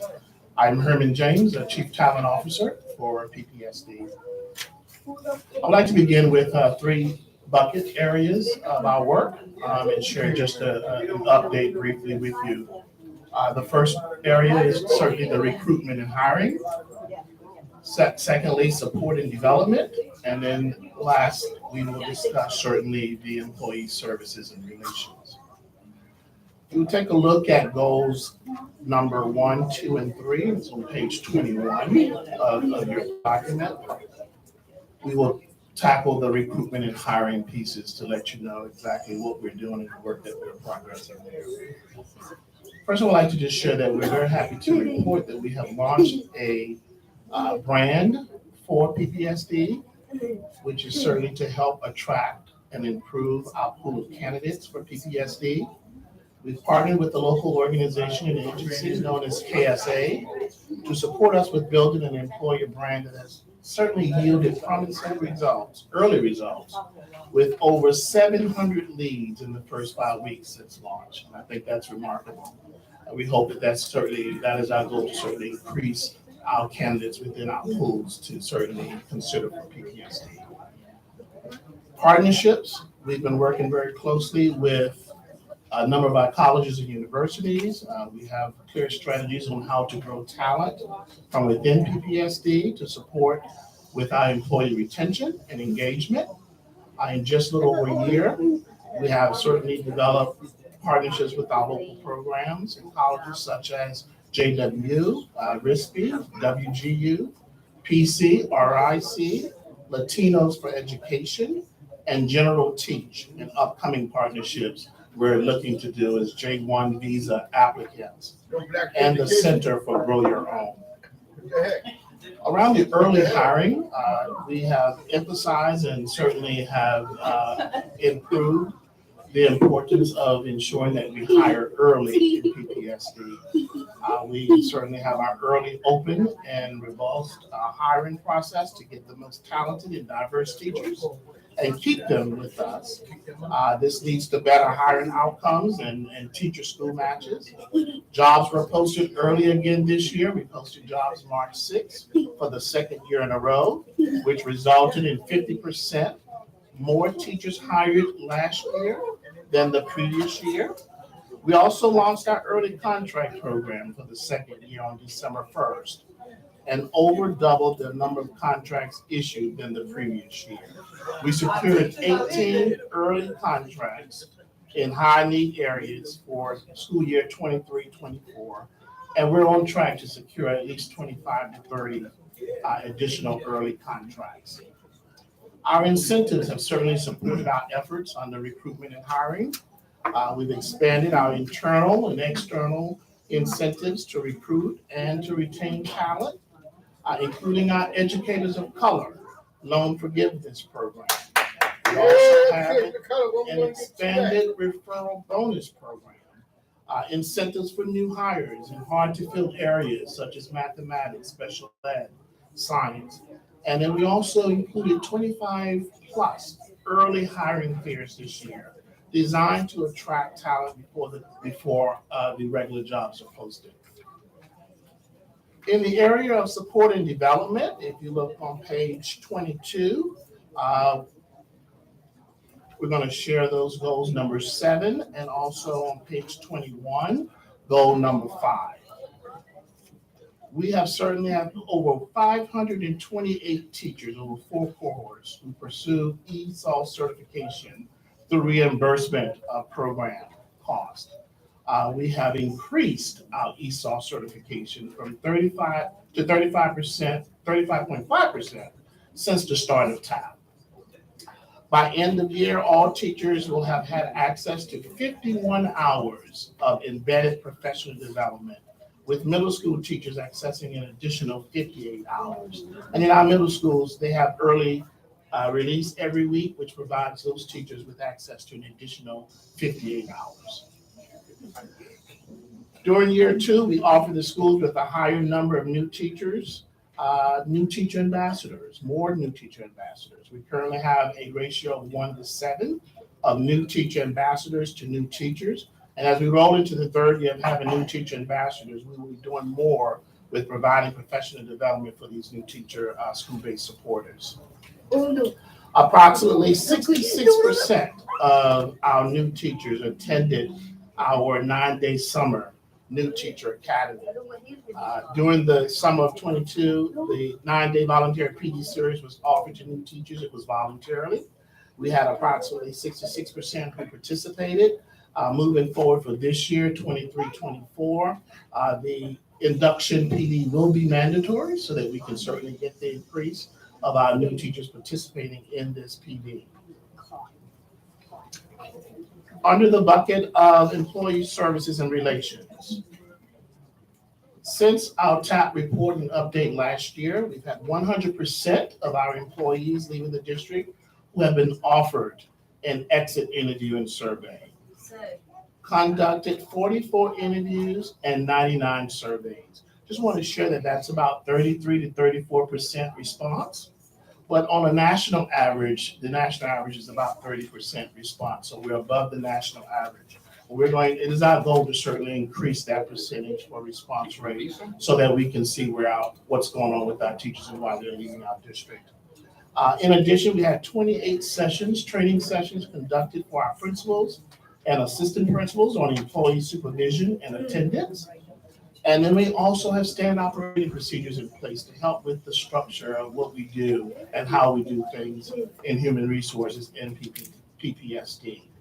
And those procedures have been done with investigations, disciplinary actions and processes, Family Medical Leave Act, and workers' compensation, amongst others.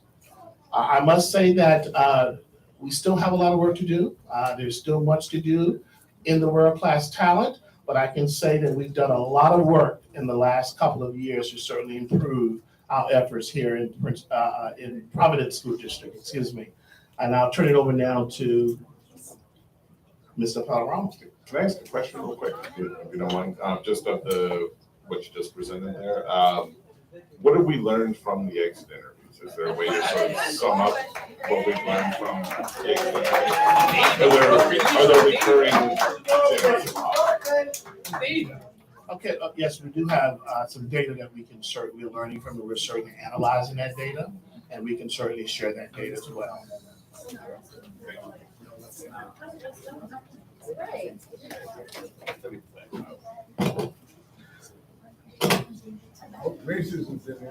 Good evening, members of the school board, President Rogel, and community members. Our Deputy Superintendent of Operations, Zach Scott, couldn't be here this evening. My name is Salvador Pellerano. I'm the Chief Operating Officer for PPSD. And under this pillar, we have 3 district critical buckets of work to address the needs of our community and our students. And I'll start with the data analytics. The team has been working on development of a comprehensive data warehouse to connect data sets across the district in real time. This allows for faster response in the implementation strategies to support our students and our staff in schools. We implemented the Elevate platform, which is a visualization and analytical system, again, that allows school-based teams to look at the data, analyze that, and design implementation strategies. As you heard from my colleague Colleen earlier, the district implemented the Mastery Connect platform, cutting the amount of workload and giving schools real-time analysis based on the data. In terms of finance and operations, PPSD implemented a student-based budgeting process this year, which is first time for the district, so that for fiscal 23 and 24, the money follows the student needs and principals have increased autonomy in budgeting decisions and how to best use those funds. We hired, trained, and continue to support a cohort of 15 school-based director of school operations. This allows principals to focus on supporting classrooms to close the achievement gap. I'm happy to report to the school board and members of our community that principals have found this level of support tremendously helpful and critical for their success. Continue to reduce the time to procure while expanding the volume of purchases during the pandemic. And that is directly tied to goal number 3 in slide 28, which is decrease the average of number of days from when a proposal is submitted to when a contract is awarded. And last but not least, under the facilities, we continue to use our capital revolving fund for over $7 million in repairs and upgrades throughout the district. The district has a strategic facilities plan in response to both our short-term and long-term goals. As we've shared previously with this board, we have 3 fully renovated or rebuilt schools that will be opening in the fall of 2023. Spaziano being the first new build. The last new build in Providence was just over 10 years ago, and we know our students deserve better. The Bay Elementary is like new renovated facility of an existing structure. And then our Ducci Learning Center, former Windmill Elementary School, is being renovated and will serve as the first swing space for the district. This will help us continue to carry out that plan in future years. Continued engagement and planning for the next phase of buildings investments from our recent bond. Just to give you some examples, this past month, the district held 2 Zoom meetings open to families, staff, community members, anyone in Providence. And we attended multiple board meetings to hear feedback from stakeholders. These took place like I said, in last month, and we're going to continue to plan this level of engagement for the next phase of the facilities plan in the months to come. Thank you.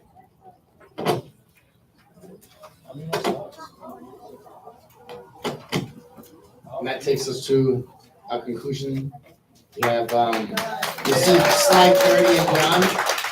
Slide 30 and beyond are data points that we aggregated from the top pillars for the 2021-22 school year. For this 22-23 school year, we'd like to report that in each Providence school, they have their own individual targets based on their comprehensive school improvement plans, also maximizing the new school-based budgets that are aligned to maximize performance. So thank you for your time and consideration tonight. We look forward to sharing our future with you shortly. Thank you all for making the time to come present before the school board. Just a couple of quick comments, and I promise I'll be brief, because I know you guys want to speak. But I think I have to connect with you offline, Superintendent, regarding the formatting of these TAP updates. I feel like we need to do it in a way that's digestible to the public. I feel like it feels a little bit too much like a report out versus, here's the goal, here's the year, here's the goal for this year, and this is how we're getting there. But I think that's a matter of you and I communicating what's in the best interest of public education, public information, and the best way to allow the school board members to do their job under the Freedom of the Crowley Act, which is advised. But let's connect offline on that for the next quarterly TAP meeting, Superintendent. All right, next item on our agenda is public comment. Allow me a second. The Madam Clerk has provided me a list of folks that have signed up for public comment, so I will call out the first name shortly.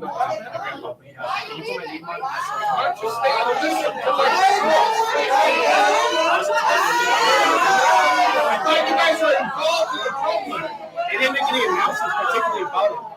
Excuse me, Superintendent, they didn't make any announcements for hearings. They didn't make any announcements for the people that. One second. Let's get to public comment. If you want to share your comments to somebody who's going to come up to the mic. Particularly, they didn't make any announcements to sign up to. That's what I'm just trying to say to you. Mr. Franco, I believe for our bylaws, you have a sign-up sheet that posts 30 minutes prior to the start of the meeting. So I have a list here, and I'll call out the first name. First name, Emily Holman. Emily Holman. Welcome, Emily. Just a reminder to folks, I know you guys waited a long time. 3 minutes, try to keep it under 3 minutes.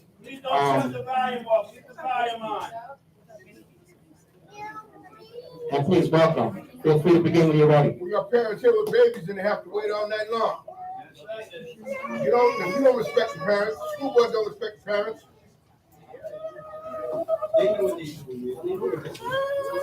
Testing, okay. So it's gonna be 3 minutes. All right. Good evening, Superintendent, school board members, and community. Okay.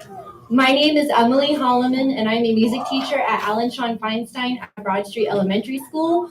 I am here to formally request a stop to the rushed closing of Broad Street Elementary School to allow time for respectful dialogue and input from the community in our school and neighborhood home, Washington Park. On December 13th, when we were told that Broad Street School is closing in favor of newer and fewer schools, we were told that the same process is happening in other Rhode Island districts, and I am here to testify that this is in no way a fair or accurate comparison. Prior to joining Providence Public School District, I taught in suburban Pennsylvania as an itinerant music teacher in 3 buildings. During my tenure, we received a new school building and 2 of my schools moved into brand new or newer facilities. Families and students were happy to move, excited even because they had shared ownership in the decision-making process that had occurred for years prior to the move. The budget had been shared, debated, voted on, and approved. The learning communities in which students thrive were kept intact. Community members had input in the plans for the new school. Therefore, shortly after finding out that some Providence schools were closing via Twitter, when I was told that what is happening at Broad Street is the same as what is happening in school districts across Rhode Island, I knew that was false. Due to its vicinity, the Cranston School District provides a more relevant comparison than Pennsylvania, so I researched their process. In Cranston, a newer and fewer approach is also being utilized. However, the execution of the plan could not be more different than what has happened in Providence. First, Cranston obtained the consent of the community. The superintendent shared a detailed proposal that was voted on by both the Cranston School Committee and the Cranston City Council before being placed on a ballot for a vote by all Cranston residents. In Providence, this decision was made in secret by one person. Neither the school board nor the building committee were even aware of the possibility of school closures. Second, the Cranston School District was transparent in the process. The superintendent proposed a comprehensive 5-year plan. 36 community meetings were held all over Cranston in order to receive input from community members in the design process of the new schools. In Providence, our family members have repeatedly been denied the opportunity to have their voices heard. In Cranston, the closures did not occur suddenly and without warning. Families from an elementary school that eventually closed received letters informing them that their elementary school was being considered for closure. A series of community meetings were planned proactively for these students and families to be heard before the closure was even approved. In Providence, we were informed of the closure reactively after the decision had already been finalized with no opportunity for voice. In Cranston, the town preserved the learning community. The students from an elementary school that closed were split between only 2 schools. They were still surrounded by many familiar faces, keeping their learning community largely intact. Our Broad Street students will be sent to numerous schools across the city where they will experience learning loss during the time it takes to forge new relationships in new learning communities. It is evident that the democratic process happening in Cranston is characterized by respect, accountability, transparency, and community ownership. You have heard testimony of the starkly different, far less democratic experience of the community of Broad Street. I'm almost done. To further illustrate this contrast, I recently received a Spring Parks and Recreation newsletter from my town of East Greenwich saying, on the evening of February 9th, the town officially started its public engagement process regarding the need for and potential development of blank. We had over 30 people in attendance engaged in a great discussion covering multiple topics. This is only the first step in what will be a long process. What are they talking about? Newer and fewer schools? No, they are talking about a dog park. In East Greenwich, vastly more community input is being considered for a dog park than was considered from the communities of Broad Street and Washington Park for an elementary school. So I am here tonight to ask why the dogs in the community where I live are being given more consideration, more time, more respect, more transparency than the children, the families, and the teachers and staff in the community where I teach. Please, for our children, engage in the democratic process when decisions about public school buildings are being made. The community at Broad Street and Washington Park deserves the same amount of respect, voice, transparency as any other community in Rhode Island, and certainly more respect than the dogs in East Greenwich. Yes. Thank you, comments. Next on our list is Sarah Mona. Sarah Mona. Mona.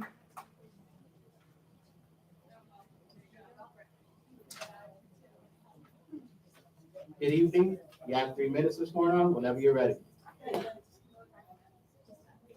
It's hard following that, but, hello, everybody. I am a retired Providence school librarian, and I'm here to talk about the school libraries. I worked at Nathaniel Green Middle School for 15 years in the beautiful library that's there that had 15,000 volumes of books. We usually have a circulation rate of about 12,000 books per year. That library, by the way, had every book taken off of its shelves, boxed and put into storage May of 2021 for a renovation that was supposed to happen that fall. That was almost 2 years ago.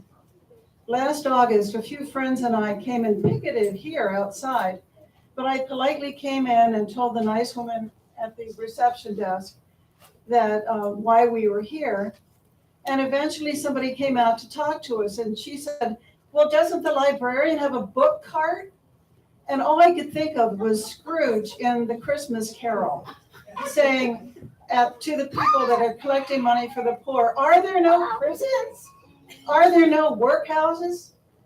Could that woman have offered a less adequate response? A book cart for 900 students. Meanwhile, every other week, the headlines proclaim that Providence's reading levels are dropping. There's a connection here that administration people are missing. Our students need their libraries. So I have been subbing at E-Cubed 1 day a week since January. Essentially, I'm just doing an inventory. And here's a good story, because this is my only good story. Well, there's another good story, but you'll hear that in a minute from somebody who came. Last week, a girl showed up and said that she'd heard of Sylvia Plath, the poet, and she wanted a copy of The Bell Jar, the book by Sylvia Plath, and we had it at E-Cubed, and I checked it out to her, and she was ecstatic. So, but 2 years ago, the E-Cubed library was moved into a tiny interior room with tables and chairs for 22 people. The library space is 100% assigned as a classroom, so they're every day, all day. So the only time it isn't occupied is during advisory, which is 1 hour. There is no book selection, no information skills being taught, no collaboration with 30 classroom seconds. teachers, no research. Essentially, there is no library. E-Cubed is now advertising for a tech person, not even a librarian. The Hope High School librarian has been consolidated 2 years after Brown University spent $200,000 renovating the library. Gilbert Stewart hasn't had a library for at least 2 years. Is the grand plan to essentially close the middle and high school libraries? Just as an aside, because this really bugs me, elementary librarians spend an hour to an hour and a half every single day doing cafeteria duty. You've got step 10 people not having open libraries. They're in the freaking cafeteria. So, is there Ms. Warnock, anybody if you could bring your at comments, please. Providence School District who will research and get informed? Yeah, those people took forever, so we can have.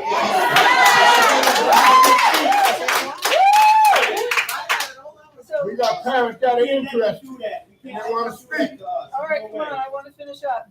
So much research has been done, and I list here a reference for Keith Curry Lance. He's the researcher guy. The bottom line is this: kids read better, have better vocabularies, more background information, better imagination, and they get better test scores. Cut it around. Turn the damn sound on. I can yell. Yeah.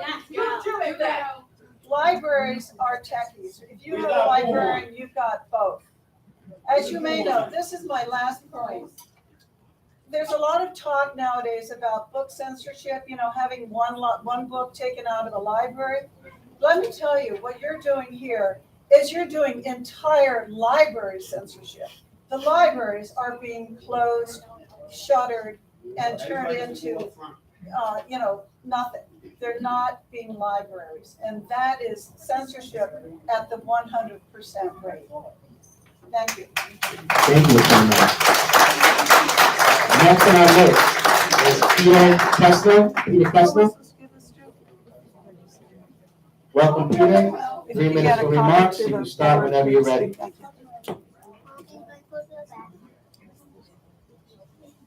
Gotta press the button.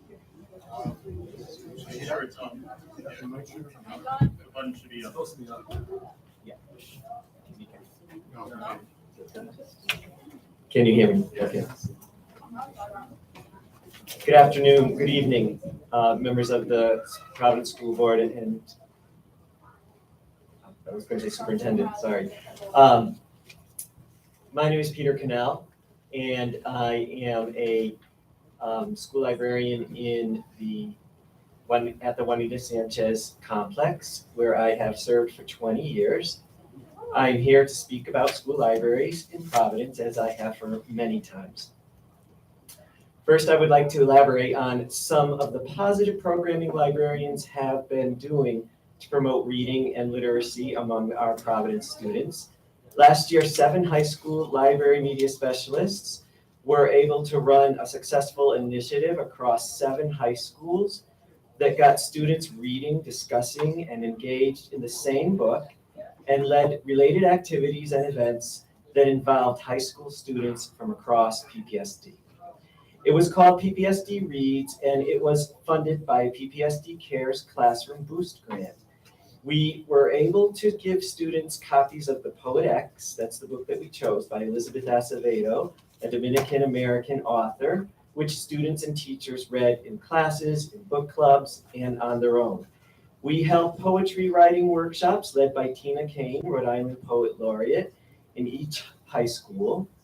We brought the author, Elizabeth Acevedo, to Providence, and students from across the city came to PCTA to listen to her speak.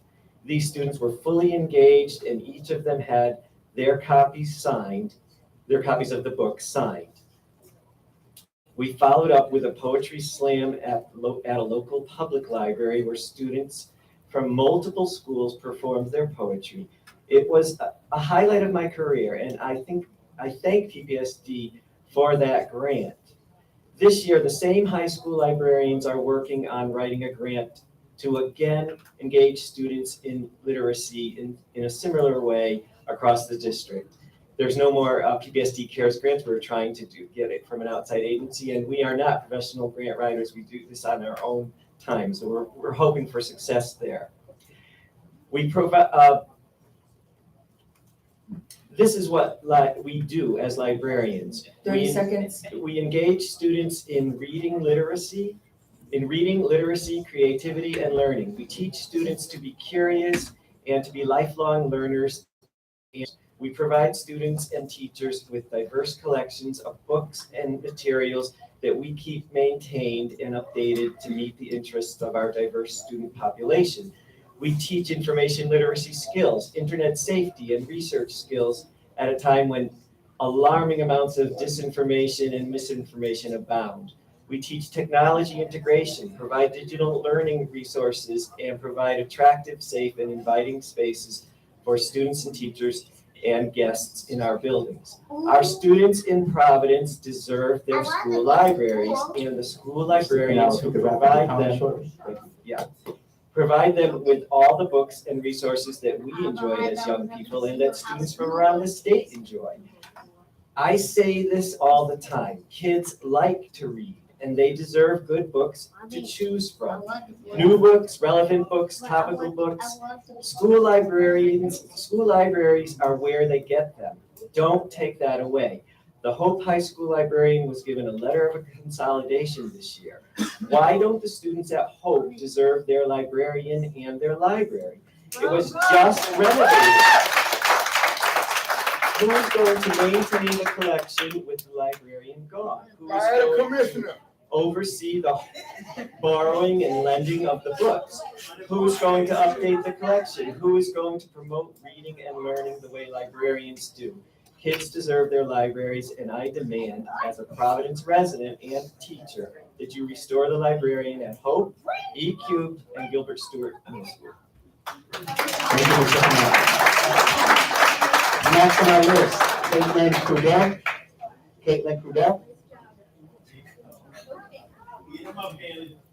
Welcome, Caitlin. Hello again. What about Xavier? Xavier Blake. Wait, you skipped someone. Sorry, it's not on my list. I wasn't looking up there. Sorry, Miss Crudell. Is there Xavier Blake? Welcome, Jojo. Thank you for participating tonight. You have 3 minutes. You can start whenever you're ready. Okay, all right. Is he gonna turn it on?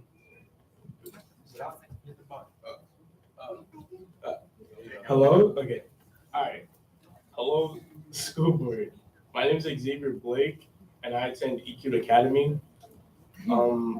I've been going to EQ Academy for 3 years now, and it's been kind of weird that we don't have a librarian. Like, it's actually really sad that it takes like 3 years and 3 quarters just to take out a book that you actually need to pass your courses. Example. I'm sorry, I'm really nervous, but I feel like the library should be more of a priority because like it's more important to the kids. Like there's a lot of kids in my school that actually really wants to read, but they can't take out a book because there's no librarian. There's classes in the class. Like it doesn't make any sense at all. And I'm just saying that from a student's standpoint, that is really bad. It's not a really good look for the school either. But I feel like there's not really a way to check out the book if the librarian is not here. So it's like there's no win-win for the library. And plus they're looking for a tech librarian. It doesn't make sense. A tech librarian. Like what? It doesn't make any sense. I'm just saying that's my output and it's really sad. And I'm really disappointed in the school board. You young people should march out the superintendent. That's what I think you young students should do as well as the parents. You don't already know? We're tired of this. Appreciate you, Xavier. Anything else you have to say? No, not All necessarily. right, thank you for coming tonight.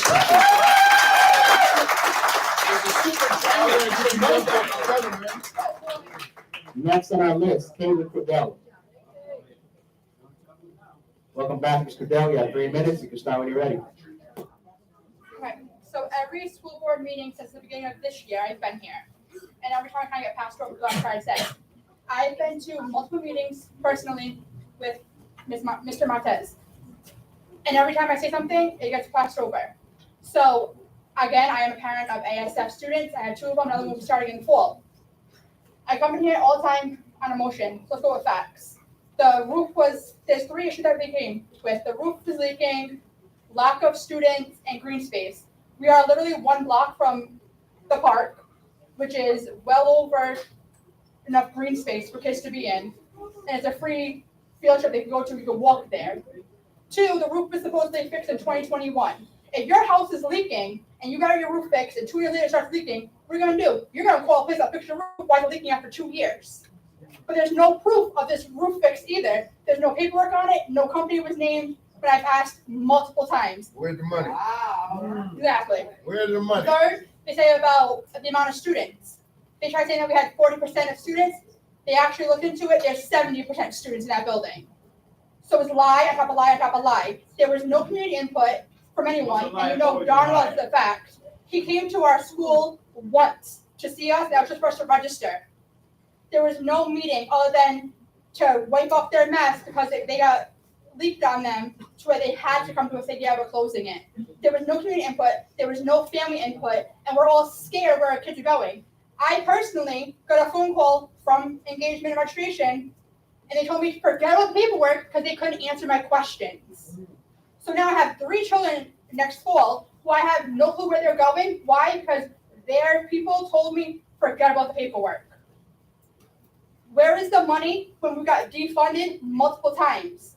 But yet Spaziano was getting over $44 million for one school, and we dropped from here to there. We haven't been funded at all. We've been defunded, and our principal had to go out of pocket to paint the classrooms. Where is this money that the city apparently got for us? Because if you're trying to cut out schools that really need to be cut, because there is no other school for our kids to go to. And I know for a fact my children get what they need and more in my school. And there's about 4 or 5 teachers back here who have supported my children even when I wasn't capable of being there to support them. And let's start off with the fact that the school department failed to give my child's school his IEP and had an issue once he left the building because they had no clue he was a runner. So keep that for thought. Thank you for your testimony, family, today. Next on our list, Patrick Shelton. Welcome, Mr. Shelton. You got 3 minutes, you can begin when you're ready. How many times we gotta come here? All right, good evening. Thank you so much for the opportunity to speak with you all this evening. My name is Patrick Shelton. I'm a fifth grade teacher at the Ellen Shawn Feinstein Elementary School, and I've been teaching there for about 10 years. I'm asking you tonight to please use your voice and your position on the school board to please speak out and support halting the closure of the ASF Elementary School and instead invest in Washington Park's only school. For the members on the board who were not here in January or may not know the story about how we got here, I think it's important to give you context as to why we're fighting so hard to keep our school open. The parents of ASF at Broad were notified a week before Christmas that the school was scheduled to be closed. None of them were even received any advance notice that this was even a possibility. In fact, nobody from the district senior leadership has ever publicly acknowledged that when the decision to close the school was actually even made. Upon returning from Christmas break, parents were encouraged to choose from new schools for their children to attend, even though the district never provided opportunities to tour the schools that they were to choose from. Think about that. Imagine being told 1 week that your child's school is going to be permanently closing, and then 2 weeks later being asked to choose from another district school that you might not know anything about. One of the top pillars of the state takeover of Providence Schools is community voice and input. The families of our school were completely shut out from the process of the closure of the school. And as an aside, I think scheduling public comment after an hour-plus long slideshow doesn't help build the confidence that community voice and input is actually valued. However, over 70% of our students are walkers. We're the only school in Washington Park. I emphasize that. Look at the map. Further down Broad Street, there are a handful of other elementary schools, all of which will be too far for many of our students in Washington Park to walk to. The benefits of having a neighborhood school where you could walk to and from are undeniable. The opportunities that we teachers have to meet face-to-face with the parents and families of our students on a daily basis is priceless. The decision to close Ellen Shawn Feinstein Elementary School takes that opportunity away from the parents who live in the neighborhood. According to a 2019 study on school closures in Philadelphia, published by the Economics of Education Review, they show that not only does the achievement of the displaced students get worse the further from the home that they're sent, but the achievement of the receiving students, the receiving school students also suffer, depending on especially on the schools that receive the highest number of displaced kids. So the decision to close the Broad Street School is likely to have a domino effect on the rest of the district. We know that class sizes across the district will increase. District leadership and senior members of RIDE make it seem like closing the school is the only possibility, and I'm asking why. Carloro's closing. Keep our school open. Across the district, closing 2 elementary schools and all their students are going to have a negative impact on the students in the city. Invest in our beautiful school. Ask district leadership to think outside the box and encourage them to reverse this terrible decision. I leave you with a real quick thought. Last year, to coincide with our 5th grade unit on space, we took a walking field trip to the Museum of Natural History in Roger Williams Park.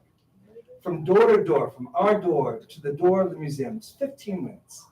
Think about the possibilities that we have at that school with the beautiful park surrounding us. I agree with you, President Rogel, that you guys as a board still have an important role.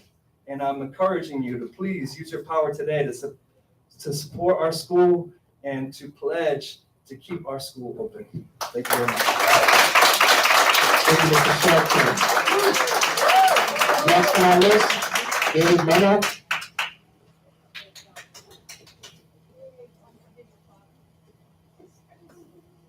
Welcome, Gabe. Thank you. You have 3 minutes. You can start when you're ready. Great, thank you. It's on? Okay, here. Hello, everyone. Thank you so much for hearing my testimony tonight. So my name is Gabe Murnuff. I'm a lifelong Providence resident, Providence Public School grad. All right. 2018, across the street, Classical High School. So I'm speaking here tonight, as are many people, as a community member against the closure of ASF Elementary. I think that, this is gonna be a little bit repetitive for what the other people are saying, but I still think it's important for people to hear it, that it's not just like one or two people. It's not just teachers at the school, it's not just parents. Like, I'm a community member that has no direct connection to this, but I think it's just absolutely abhorrent the way that the community is just not involved in essentially any of the decision-making, how parents and students and et cetera, are left in the dark.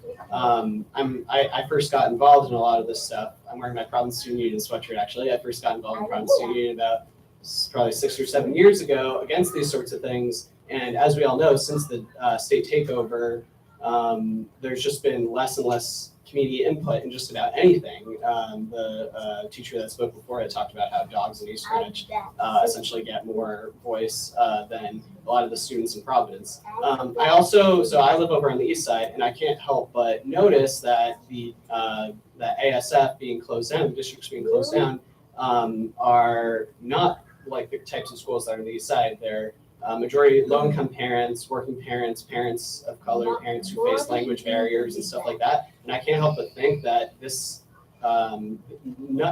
sort of thing could never have happened on the east side. And it's really frustrating. It's really frustrating that it seems like there's almost like a taking advantage of the fact that parents face so many barriers and thoughts that they can't implement any sort of resistance to this. But as you can see, people are fighting back, and they should fight back.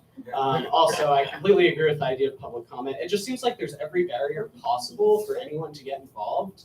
And like, I literally studied public policy, and I'm a future teacher, actually. I'm about to become a teacher. I literally cannot understand so much of what was in that presentation as people, but like, so everything is just so incredibly inaccessible. And like, it just boggles my mind how little people have a voice in this. So I say no one opposes the idea. I know I'm coming up on my time, but no one opposes the idea of school renovations. Like, I absolutely agree with the idea of school renovations, whatever you want to call it, but we can't have this being done without any community input. There needs to be some sort of framework where people can have an actual substantive voice, including the school board. And it frustrates me how little voice I think the school board has, although I think it has more credit than a lot of people understand. And I think that everyone on the school board needs to use your voice to oppose this incredible injustice that's happening every day to the parents, families, and students, and manifested only most recently in this closure of ASF Elementary. So use your voice to please do everything you can to oppose this closure for all the reasons that everyone stated much more eloquently than I could. Thank you so much. Thank you. Next on our list is Caroline Keller. Welcome, Caroline. Happy day, Caroline. Thank you. Where do I sit? Hi, everybody. Caroline, you have 3 minutes, and you can start whenever you're ready. Thank you for joining us tonight. Thank you. My name is Caroline Keller. I'm the art teacher at PCTA, and there's been a decision to close the art program at PCTA. And the students need 0.5 credit to graduate high school, and it has to be taught by a certified teacher. And I was speaking with some people at RIDE, and they sent me this email. I just wanted to make sure that you are aware of the regulations for art in our schools. So there will be no substantive changes in art requirements when the new high school graduation requirements go into effect for class of 2028. If anything, they are going to be more explicit in their statement of requirement for proficiency in the arts. Students must earn their required 0.5 art credit from a certified art educator, and we define the artistic disciplines through the art standards, which is dance, theater, music, and visual arts. Both visual arts and design and performing arts too are required to be offered at the high school level. BEP 121C1, each LEA shall provide a comprehensive program of study in visual arts and design and the performing arts throughout the PK-12 system. BEP 1.21 H.3 secondary school students shall be provided with the opportunity to multiple levels of coursework in the visual arts and design in both 2 and 3 dimensions and at least one performing arts discipline. Secondary regulations 2.31 C7. The additional 3 credits shall include the arts requirements shall include meeting all requirements enumerated in the BEP regulations. Now, this is specifically because we're a CTE school. Secondary regulations 2.31.7 specifically describes the credit requirements for students enrolled in a CTE program. 30 seconds. And the language is identical. The additional 3 credits shall include the arts requirements. So basically, somebody from the state would like to clarify the arts requirement. And I have that name and number. And I brought one of my students. Usually, can she just have like 5 seconds? Absolutely, welcome. Hello, everyone. My name is Eugenie Rose Bellany. I'm a current senior over at the Providence Career and Technical Academy in the pre-engineering pathway. I'm also the leadership team co-director over at the Providence Student Union, a student and a community member. Not only just for this, but for everything that has been said by the countless teachers, parents, and students who are in this space right now, community members, that things like this shouldn't have to happen. And that's for everything that's been said at this moment today. And I've been here, countless board meetings. It is currently 8:12 p.m. I am competing in a Skills USA competition tomorrow morning where I have to be bright and early and at school for 7:40. And I'm here. And I've been here every single time. There are teachers, I'm not gonna use the mic anymore. There are teachers that have been here. Dr. Winnick can vouch for me. You were just with me last week, and I've had these conversations with you multiple times. I've talked to Tyrell about it multiple times. There is no reason why students, I mean, it's always a good reason to have students in board meetings, but why are we here continuously over things that should have been dealt with long times ago? Why aren't community partnerships and memberships in place? These are things that should have happened, but they're not. Or you'll say something and there's no execution. There are students working that can give you strategic plans for the next 3 to 5 years. I can give you a strategic plan for the next 3 to 5 years. You have these things in play. You have a school board that is open to the public. There are community members that can give you, I mean, you should have all the resources, but there are community members that can give you everything, can hand it to you on a silver platter, and yet you still do nothing about it. I'm not gonna say too much because everything I wanna say just makes me mad, and I don't wanna be mad right now, but this is the same. Like it's the same thing every time. And my mother's told me better, I'm not gonna get disrespectful, but it's hard not to. It's really hard not to, and it's the same thing. There are parents that are here that are hard, that are mad. There's so many people that are in this room countless times, and it's the same situation every time. And we walk out, it's 10 p.m. We walk out, it's 9 p.m. We go home, nothing happens. That's all I have to say.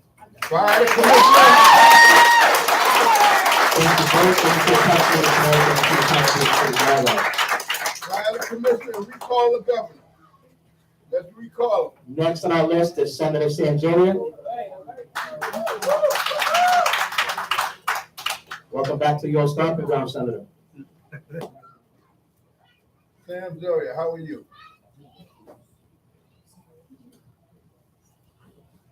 Honorable Superintendent and school board members, good evening. My name is Sam Zurier. I'm a Providence Public Schools graduate and parent, former school board and city council member, and current state senator. I'm here to encourage the school department to improve its collaboration with the school board. The state takeover began 3.5 years ago with a turnaround action plan promising to our children dramatic improvements in 5 years. During that period, the district deserves credit for some notable accomplishments, such as its success in operating the schools during the pandemic. On the other hand, There were also serious errors, such as the prior superintendent's hiring of an administrator who was so problematic that both of them resigned in disgrace, and then the recent closing of schools under a process which departed from longstanding school board policy and precedent. During that time, both of these errors and others could have been avoided with oversight. During that time, there have been two bodies with authority under the Crowley Act to exercise that oversight. One is the Council on Elementary and Secondary Education. They have declined to assume that responsibility. That has left the General Assembly, which has conducted hearings that unfortunately can generate more heat than light. In face of this gap, the Senate passed legislation last year to restore oversight authority to the school board in the areas of initiating development of policy and approving of senior administrative appointments. The school board, the school department, and the Rhode Island Department of Education opposed the legislation in the Senate bill. It was amended in the House to change to a reporting relationship and to update the turnaround action plan to include meaningful annual goals in 16 areas by September 1 of last year. In correspondence I had with the school department, as of 2 weeks ago, they had only complied in 5 areas out of 16. If your child were able to do twice as well, 10 out of 16, they would get a D from their teacher. We've heard about some more compliance tonight. I'd like to see if they're closer to 16 out of 16 as our law requires, and I hope you folks on the school board work with the school department to achieve that. This lack of transparency and accountability has further undermined the public's confidence in the school department and in the state takeover. In this setting, I believe tonight's meeting presents a valuable opportunity for the school department to reset its relationship with the school board and the broader community by enlisting the school board's assistance in developing an improved and fully compliant turnaround action plan without further delay. Through this collaboration, the school department can make itself more transparent and accountable while gaining the benefit of the valuable experience and wisdom that these school board members have to offer. Also, improved collaboration or even a partnership with the school board would smooth the transition back to local control, which could begin in less than 2 years. With that in mind, I thank you all for your service to our students and urge you to work together for their welfare. Thank you, Senator. And just really quick, because I've lost track of time, but we're probably close to a little bit over 30 minutes of public comment. So I want to entertain a motion to extend public comment to finish the list of speakers that we have left. I believe it's like 4 or 5 of them. It's been motioned. Do I have a second? I have a first, I have a motion. Do I have any discussion? All in favor? Any opposed? The motion carries. Next on our list, we have Jesus Nunez.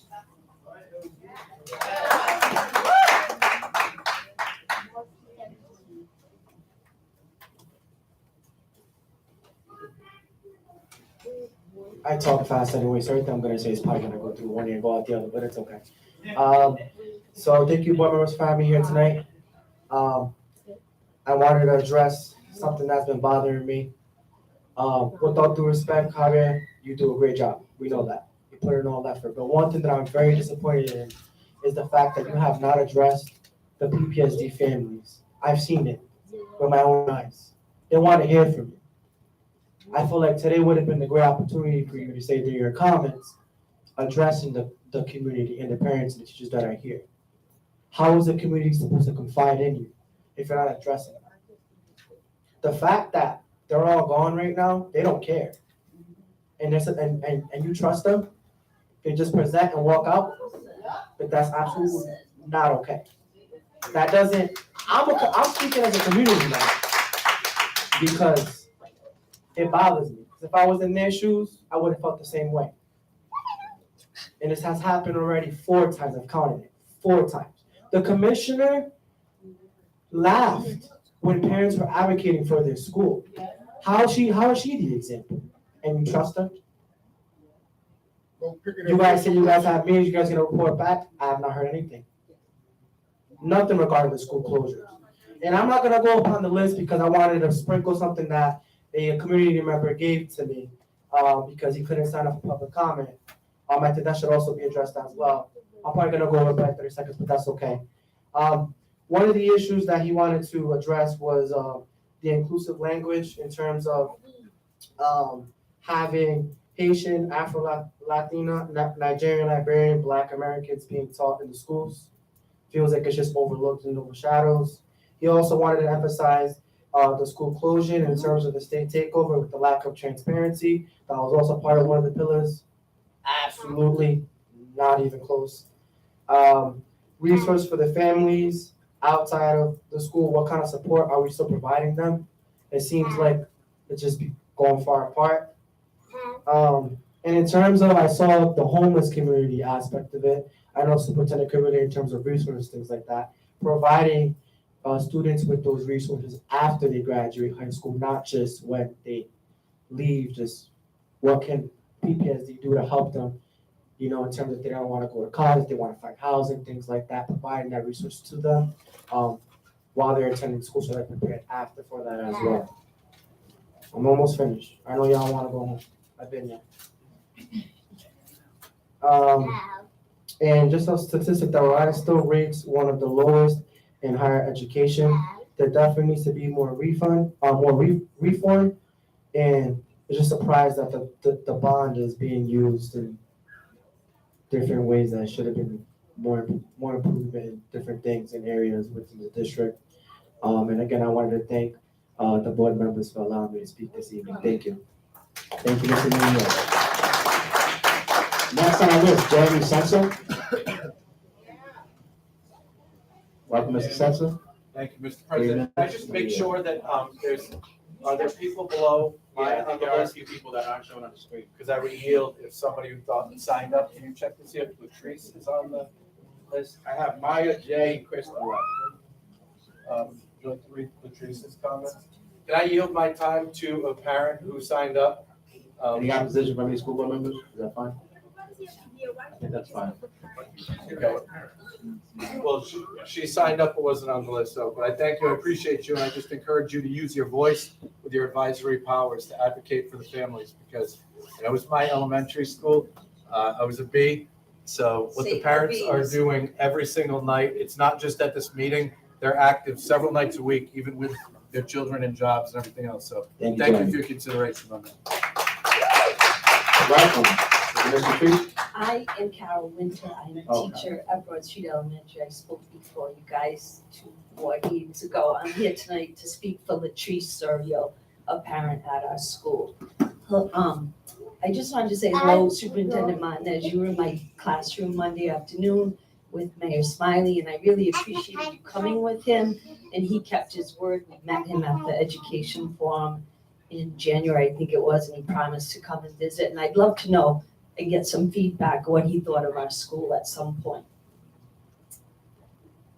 Good evening, and thank you for allowing me the time to voice my concerns. According to RIDE's strategic plan found on RIDE's website, decisions and policies are student-centered and therefore should be made by and in conjunction with those closest to the student, families, community members, school administrators, and teachers. However, parents, community members, administrators, students, and teachers were left out of the decision to close 3 Providence schools, specifically Allen, Shawn, Feinstein Elementary. On January 26, Superintendent Martinez did an interview on the radio with Dan York, where he mentioned several times that multiple meetings in regards to the school closures were conducted and were open to the public for anyone who wanted to attend. 4 minutes and 35 seconds into the interview, he stated that these meetings happened at 7097 PD Tech Room, where they have facility updates. According to Rhode Island General Laws 4246, meeting minutes must be available within 35 days. We are well over 35 days, and those minutes are still unavailable. Why? Because those said meetings never happened. In the same interview, 13 minutes and 25 seconds in, Superintendent Martinez stated a majority of the students who attend ASF were bused and actually lived closer to other schools. Another lie. 75% of the students who attend AFC walk to school. It was reported by the media that the school is crumbling, but here we are over 90 days since the announcement of the school closure, and our students are still attending daily. They are warm and are receiving a quality education. It was reported that ASF has no green space, yet the students run around happily at recess every day with no concern of having grass to play on. Not to mention, it's well within walking distance to Roger Williams Park's 425 acres of green space. It was stated by the commissioner that enrollment was down 40%, yet another lie. Per RIDE's own assessment, enrollment is at 70%. That's even with registration being manipulated. Many parents were encouraged to choose a school other than ASF because space was not guaranteed. And they also cut 4 of our classrooms last year. It was reported that the school doesn't have a state-of-the-art library, yet we have a community library within walking distance that is readily accessible for the students to use. I'm sorry, but a state-of-the-art library is not going to teach these children how to read. The teachers are. Rather than worrying about a state-of-the-art library, let's figure out how to keep teachers working in this district. What RIDE leadership is failing to release to the press is that ASF Broad Street is the 3rd highest scoring elementary school in the district. I just received my daughter's 5th grade RIDECast scores. She scored 542 out of 560 in language arts and 509 in math. This is more than the state average. My 3rd grader who attends ASF is working on 5th grade math. My 7th grader, who also graduated from Broad, is in all advanced classes. This is because of the quality education given by the teachers at ASF. Please stop underestimating the intelligence of this community. You thought we weren't going to ask questions or fight back. If you haven't learned by now, we won't go away and we won't stop fighting. And we will not let you continue to take advantage of us, lie to us, or continue to fail our children. We're going to continue to call you out on your lies and disrespect. RIDE leadership are supposed to act as an example for the students of Providence, but have been proving otherwise. You've walked out while parents were voicing their opinions. You've shut the live feed when parents were angry and outraged. You've lied on record. You've shown no empathy. You've answered no questions, and now you're trying to stop parents from building relationships between the community members by not allowing us to have a PTO meeting. I'm here to tell you that you're up against strong parents who care for their children and who won't stop fighting. I ask that you be the change and advise RIDE to halt the closure and to invest in ASF Broad Street. Our children deserve it.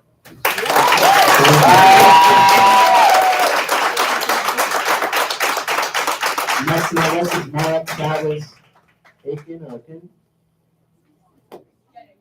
I have a lot of info I'm gonna share, so I made y'all copies. It's the yellow paper that you should I have. believe you have received it. Thank you, Ms. Chavez Aiken. 3 minutes whenever you're ready. Thank you.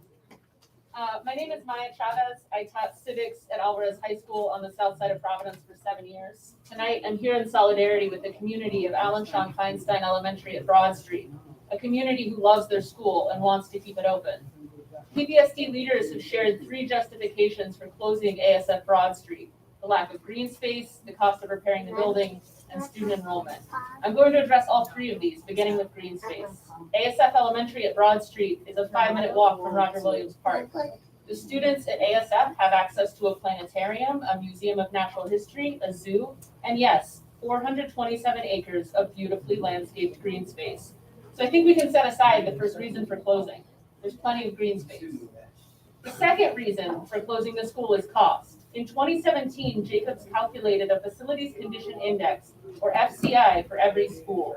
An FCI of 65 or higher indicates that it is no longer cost effective to repair the building.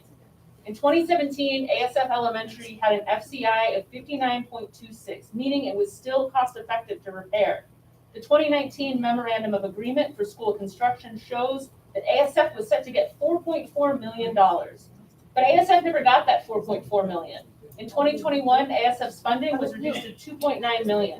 In 2023, it was cut to just $1.7 million. In 2022, Downs Construction calculated new FCIs. After years of disinvestment, ASF Broad Street's FCI increased from 59.26 to 97.32. For comparison, let's look at Barton Gregorian. In 2017, Barton's FCI was 59.86, so slightly worse than ASF's. In 2019, Barton was allotted $5.1 million for school construction, and this amount remained consistent through 2023. As a result of this investment, Barton's FCI improved from 59.86 to 47. So when district leaders say they are closing ASF because of the poor condition of the building, it's important to note that the condition of the building is the direct result of planned disinvestment in the school.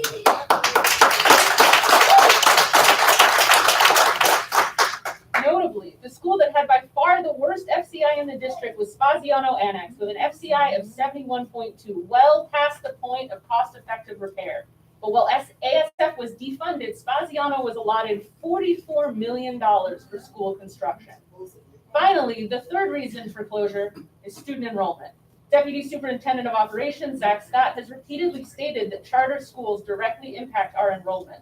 Well, Fort Lima, a PPSD school that was 2 miles from ASF, was given to Achievement First for $1. How has that impacted enrollment at ASF? Furthermore, how has disinvestment in school construction impacted enrollment? Have you seen the big, colorful Fox doors at Barton Gregorian? I bet any kid walking by would want to go to that school. What would enrollment look like at ASF if the district had invested in making the building look visually appealing to kids and families? A school with access to the incredible resources at Roger Williams Park should be a gem in the Providence Schools portfolio. Yeah. It's worth investing in, and we have the money. Voters approved $125 million in school bonds. Let's invest some of that in saving ASF Broad Street. Please stand in solidarity with us in demanding that PPSD and RIDE keep Allen Sean Feinstein Elementary at Broad Street open and invest in our school. Thank you for your time.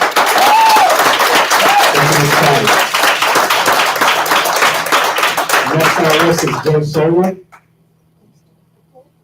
Jay Sawyer, Suriel. Surreal. Oh, that was. I'm sorry, I thought it was That was the Oh. Yes. Can we have his time back? So Jeremy. Are you good, Jeremy? Jeremy, you can have It's your call. Go ahead.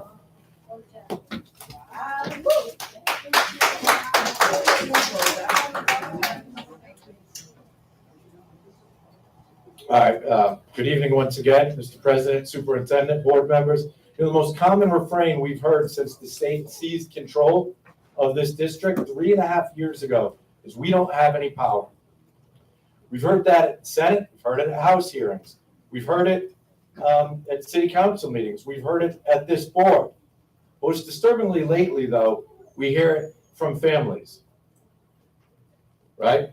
So one of the core values of the TAF has to do with community involvement, yet we're starting to hear that phrase, we don't have any voice, we don't have any power, from families. Nobody has the power. Nobody has the power to hold RIDE accountable. In a rush to eliminate layers of bureaucracy, one individual was given unchecked authority. The results have been disastrous for the community. The Broad Street Bees who are here tonight, we've been here many nights, and I'm telling you, I invite any of you to come to some of their organizing meetings. This is an amazing opportunity to leverage what we see in community engagement, passion, voices. It's what we want. It's what we need to make the school system that we didn't have when I was a student here. We haven't had yet as I've been a teacher. We still don't have it. We can get there, but we're not there. RIDE doesn't even pretend to care, though.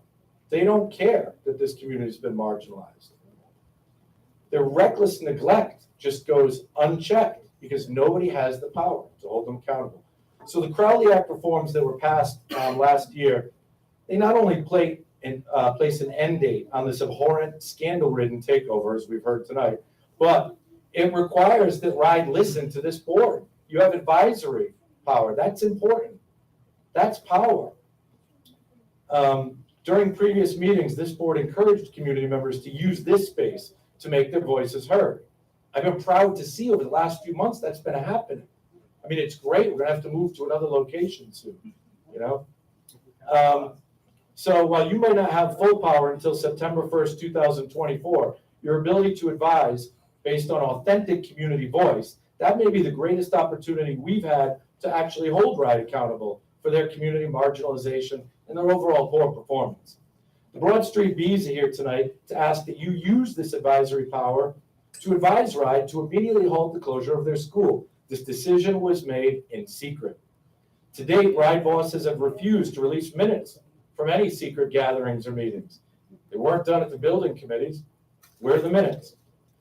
ASF at Broad Street represents an opportunity to create a park collaborative school that gives our students access, unprecedented access to learning, as you've heard tonight, that includes the most green space in the city, waterways, a planetarium, museum of natural history, botanical gardens, all of this stuff. This school could be the model for the region, if not for the country. Yet, as we've heard, RASH has slashed maintenance funding, and according to parents, they've manipulated enrollment to force a closure. They've gotten away with this because nobody has the power to stop them.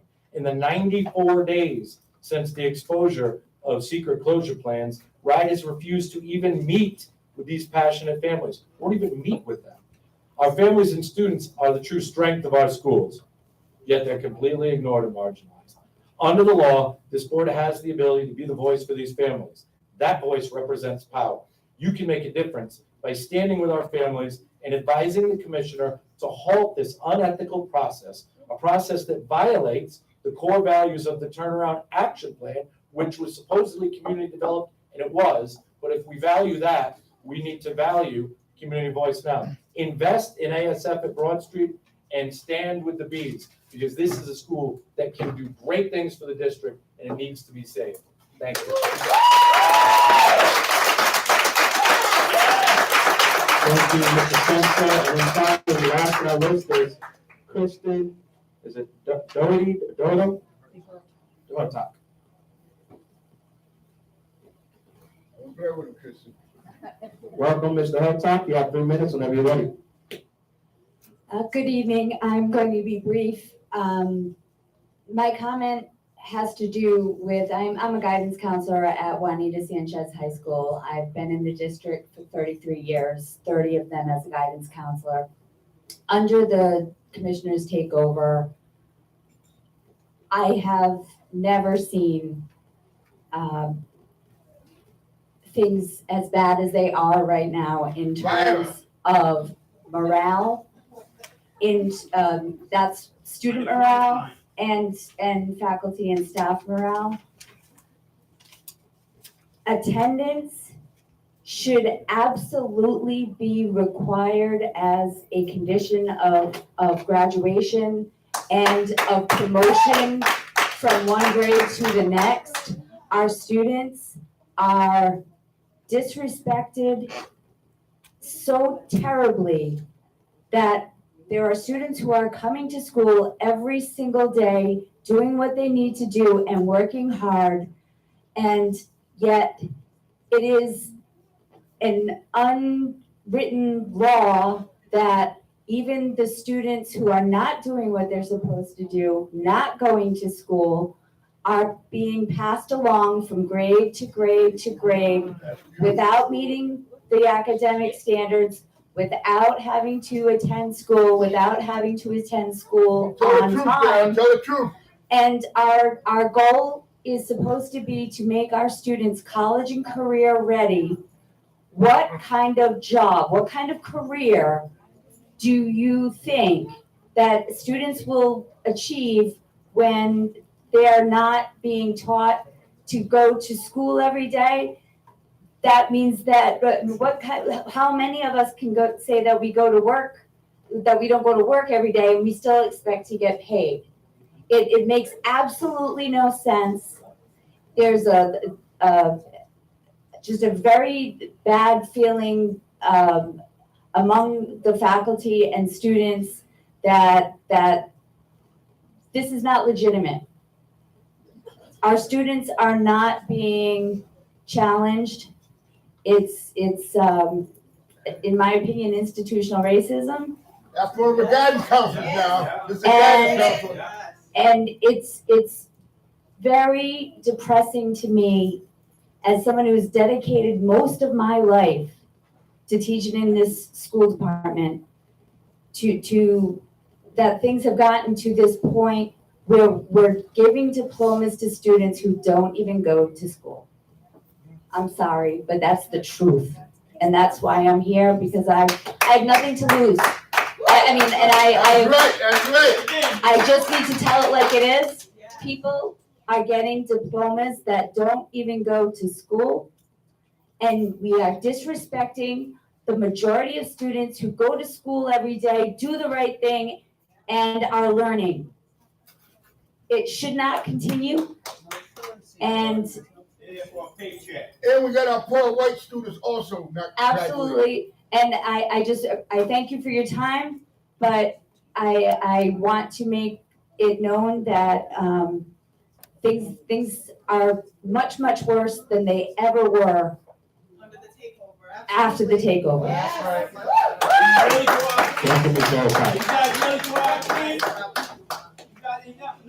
That's the end of item 4.1, public comment. Next item on our agenda is 5.1, school board member comments. Are there any comments from school board members? Yes. Mr. Mahinga, you have the floor. I was expecting the commissioner to be here today. Fire the commissioner, I keep telling you. And I want to thank also the superintendent for being present, and I want to say welcome back. And I want to share this with the community and also the board. And when the John Hopkins report came out, I decided to join the community advisory board for 2 years. After that, I joined the Portland's public school board. My goals and hope was to make changes in school and also give an opportunity for the turnaround action plan for a change. I'm sharing this because the turnaround action plan isn't working well. It's a joke. It's a joke. And that's why we need to end the state takeover.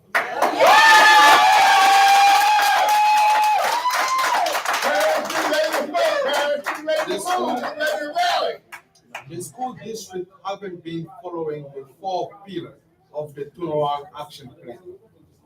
Parents, teachers, even students don't trust you.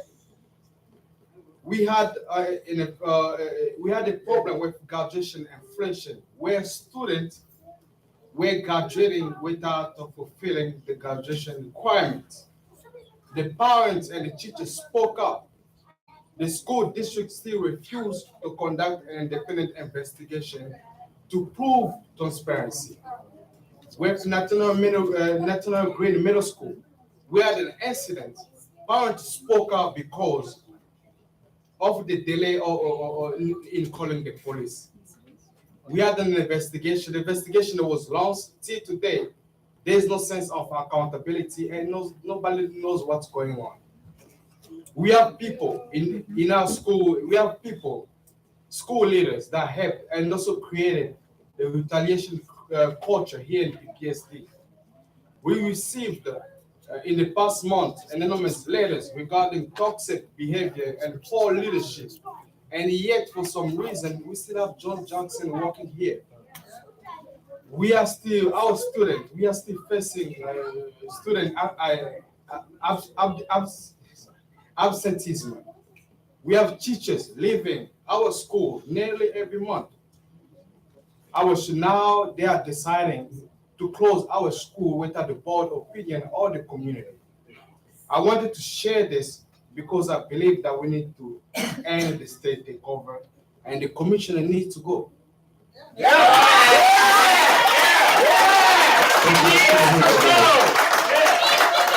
Mr. Stevens, I believe Senator Robertson Tannen's hand. Do you want to go? Mr. Stevens? Go ahead, Mr. Stevens. You have the floor. Thank you, Mr. President.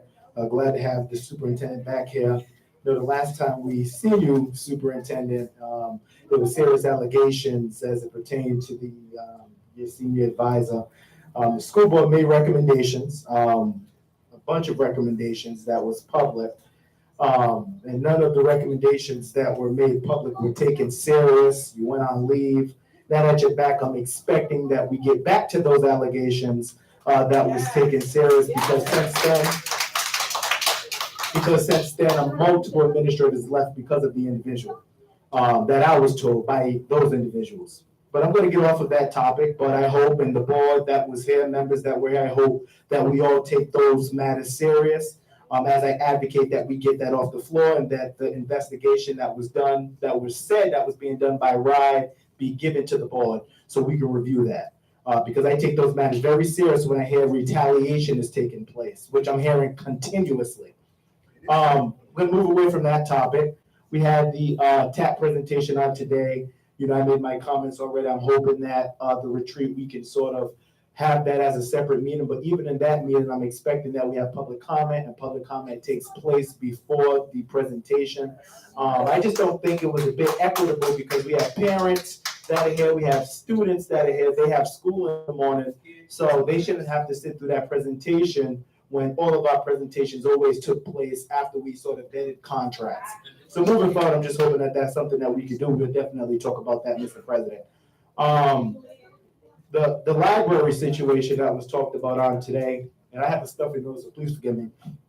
The library that was talked about, if students are coming here talking about they need librarians and they need a library, we should absolutely make sure that we sort of provide that. I don't know what's going on or what the district's trying to do as it pertains to libraries, as it pertains to the art programs. We cannot get rid of those elective programs. Those, I know when I was a student, I'm not too far removed, I'm only 21. When I was a student, I enjoyed going to the library, speaking to the librarian, which his name's Mr. Q, who was here on today. I enjoyed having art class, which the teacher that was there was one of my favorite teachers. Won't say her name, but she was one of my favorite teachers. We need to make sure that we are not taking that from the students. We need to make sure that those electives are there so our students can enjoy themselves. Everything doesn't need to be taken serious as it pertains to, oh, we have math, we want to focus on this, that. No, our students need to have electives so they can get their mind off of a climate where it's so sort of hostile where they have to get their work done. Which they're gonna have to still get it done during art and everything else, but you guys get where I'm going with that. Gabe had a good point as it pertains to the closings. We never see these kind of closures and community not involved on the east side of Providence. And Gabe understands that. Gabe has always been aware when speaking with me that he kind of stays away from certain conversations because of his race, but he would advocate sort of for the black and brown students and families, which I respect of him. So when he talks, I take everything that he says very serious. We don't see these kind of situations on the east side. You won't dare do nothing like that on the east side. So like Gabe said, it comes across as if you're taking advantage of the parents. And this, I hate to go at you, Superintendent, because you're the only one here, but I wish the commissioner was here. This is the reason why she needs to be here, and she needs to listen. I know she's out of the year. But these are serious matters that are being taken serious, and this is racism that people are talking about. And as a board member sitting on this board, it's just not a good feeling to be a board member, to sit on the board and see these things take place. Now, I know it's not only you. The Crowley Act says that the commissioner has sweeping authority. I'm not going to put you in an uncomfortable situation. I hope yourself. She don't even like minorities. Get out of here. Get rid of them. So I understand. Sorry for my own professionalism, everyone. I was laughing all night. But I understand this is a certain individual that sort of is accountable for all of this. Things have not been good. So I'm just hoping that we sort of get that together as time moves on. I visited schools.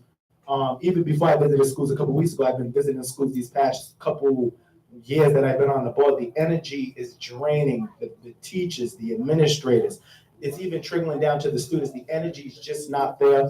A lot of it could be due to the Twitter beef. It could be during that, but most of it is because it's a hostile work environment for both teachers and administrators, and that's trickling down to the students. We really need to do something as it pertains to the culture because it's just not good. And not only that, it's not just in the schools, it's coming from 797 into the schools. So we have to find a better way to boost the morale. I know you like all trying, but we need to figure something out. Situations like this lowers morale when parents are saying and teachers are saying there's no transparency. So we really, really need to do a better job as it pertains to that as well.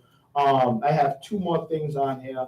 I spoke about, like I said, the school closures. I want the board because the previous board leadership and team that was here, and some of you can speak to it. I believe you, Mr. Ibiemi, said that we should revisit sort of having a resolution as it pertains to the closures. I think that that's something that does need to be at least discussed and talked about since it was brought up and it is in the minutes. So I think that we do respect, well, sort of should give that respect to the community. I would vote for it to stop, just to put that out there, made that public. But I think that we should at least speak about that. The green space that they talked about, they have a good point. Roger Williams Park is right around the corner. So I have to call it like it is, down the block. And then lastly, Superintendent, I just want you to really just take this serious. 7-minute walk. 7-minute walk, okay. Just saying. I want you to take this serious. I don't like to do this, but hearing a lot of complaints about the executive assistant, people complaining about her left and right. She's at the meeting tonight. We need to make sure that she's being respectful to the families and community members. That's all I want to say. She has to be respectful to families and community members, getting tired of getting calls about the individual. So please, please sort of work on that. And I did want to sort of thank the district for joining the recreation department as it pertained to the event that Stephen Grace had. I was supposed to go, but I got sick, so I wasn't able to go. So I want to thank you guys for that as well. But I don't know if you want to say something, Mr. Ruggiero, but she does need to, in fact. No, I'm just going to caution you against speaking about the character job performance of people who have not been notified that their character or job performance will be discussed. I wasn't talking about her job. I never said she has done a poor job. Gentlemen, can we have this conversation offline? I just feel like it's not appropriate for this forum. Absolutely. So let me finish up my comments. I believe the individual needs to show people with respect. Thank you. Thank you, Mr. Stevens. Any other comments from board members? Ms. Robert Santana, floor is yours. Parents, teachers, community board members, superintendent. I'm not sure you're all going to like what I have to say tonight, but as a Hispanic Black woman, I'm used to misrepresentation, misunderstanding, and even language gaps. Raise your hand if you are a teacher. Thank you for being here. Raise your hand if you're a community member. Thank you for being here. Raise your hand if you are a parent. Thank you for being here. I am a parent too. I work 45 to 50 hours a week as a healthcare administrator, but I am also the CEO of the Santana household. That's my home. Being a parent during this time is one of the most challenging tasks I have ever envisioned. I have a medical degree, a doctorate, a master, and life experience, and nothing has been tougher than raising a human. For sure. I want to state here in public that I hear you. I know how tough it is to try to face all the challenges currently thrown at us. Any additional changes to our structured lives lead to despair. I see you. I want you to know that as a mother of an autistic child who was here today, and as a mother of a child with dyslexia, who has been fighting for access, resources, and opportunities, I know you. Parents and teachers, like you, there are times when I have not felt heard or represented. For instance, when in 2018, teachers went under work rule, parents lost the ability to have that daily communication with teachers. And in my experience, I never felt more alone. The second time I felt this way was during the pandemic. During these times, I raised my voice, representing parents of children with special needs, and joined committees and advisories to learn more and do more. Parents and teachers, these are scary times. In my previous job, I reviewed child deaths for 11 years. Every year, the number of children who attempted and succeeded at dying by suicide increased, and the age number decreased, meaning more 9 and 10-year-olds are killing themselves. Our youth behavior survey for 2021 showed that the percentage of students who ever seriously thought about killing themselves in Providence increased from 16.9 to 23.2. The percentage of students who ever made a plan about how they would kill themselves increased from 11.3 to 16.8. The percentage of students who ever tried to kill themselves increased from 6.1 to 9.4. The primary reason is that we are exposing our children to adult situations. Caitlin came in January and February before the board and asked if we were parents and what we would say to a child who was dealing with transitioning schools. I have heard the concerns related to impact, related to separating families, placing our kids on buses. Today, I heard about learning loss, loss to access of the Roger Williams Park, and lastly, somebody compared our kids to dogs or something similar. My apologies if I misspoke with that. No, you were right. My answer is none of the above. Our kids are resilient. Black, Latino, Hispanic families are resilient. As a Hispanic Black woman, I went to 11 schools. And the one consistent thing that I had was people, grown-ups who believed in me.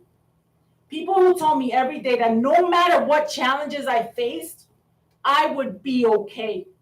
I would thrive. I would make it, and I did. I don't have answers to your questions. What you are doing here is commendable. I love that you are being a positive voice for us, that you are representing the families and parents and ASF. I agree with you that there was an opportunity for a better process. I agree that the brown and Black communities have been marginalized. I agree with Gabe that this would not have happened in East Providence, the east side of Providence. We always have to fight. You ask, what will I do? I will continue to repeat your concerns until someone listens. You ask, what can you do? Come to our committee meetings. Help us think and act. Learn with us. But most importantly, whatever the outcome, be here in person. Help our children succeed and have faith in their ability to succeed. History has shown us that courage can be contagious and hope can take a life of its own. Michelle Obama. Thank you, everyone.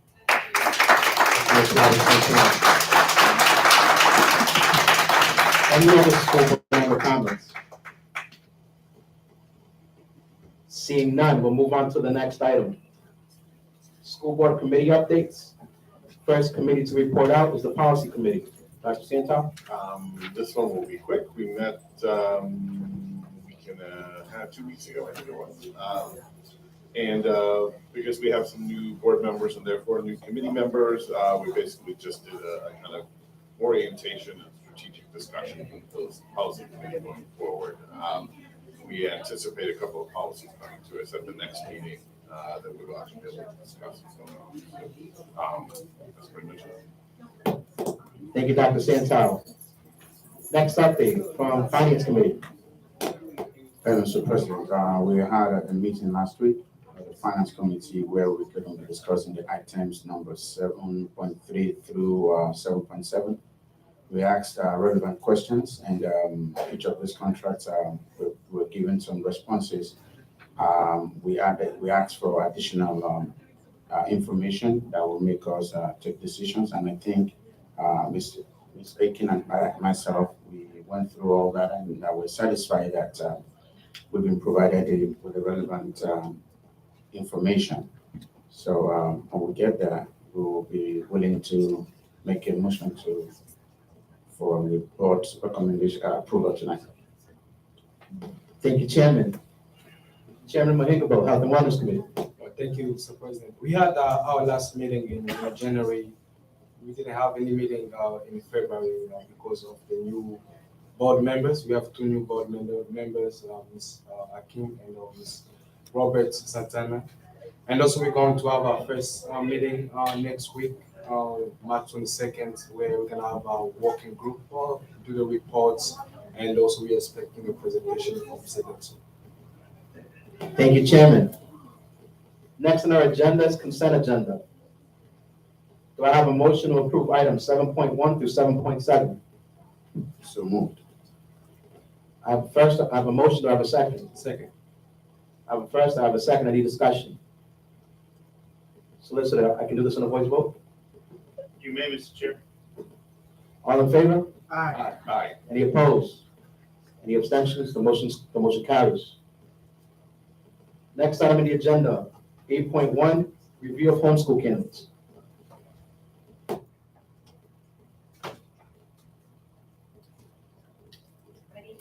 Good evening. Sorry about that. Tonight I share 3 homeschool candidates for your approval. These candidates are DC grade 6, KC grade 8, SG grade 7. All candidates have met the requirements set forth under the Rhode Island Law 1619-2 and the Providence School Department adopted policy in the spring of 2022. Members of the school board, it is my recommendation that we approve these candidates for homeschool instruction this evening. Thank you, Ms. Stewart. Do I have a motion to approve the recommendation to approve these candidates for homeschool? So moved. I have a motion, do I have a second? Second. Any discussion? All in favor? Aye. Any opposed? The motion carries. Thank you. Thank you, Ms. Stewart. Next item on the agenda is reporting, I guess we are going to executive session, is that right, Mr.? That's correct. So, is it a vote to go into? Yeah, motion to go into executive session pursuant to. All right, do I have a motion to enter executive session pursuant to statute 42-46-4 and 42-46-5, A1, personnel matters, teacher termination, teacher suspension, substitute teacher termination. I think I heard a motion. Do I have a second? Is this a roll call vote, Mr. Solicitor? Roll call vote, Mr. Chair. Madam Clerk, can you please call the roll? Tony Aiken. Moyedin Indieri. Aye. Mark Santo. Aye. Earl Rojo. Aye. Travis Escobar. Tyrell Stevens. Najee Mehem Gabul. Carolina Robert Santana. The vote is unanimous, motion carries. We are now in executive session. Okay. I'm going to get Mr. DeSimone. I have some documents I'm going to share with you folks first.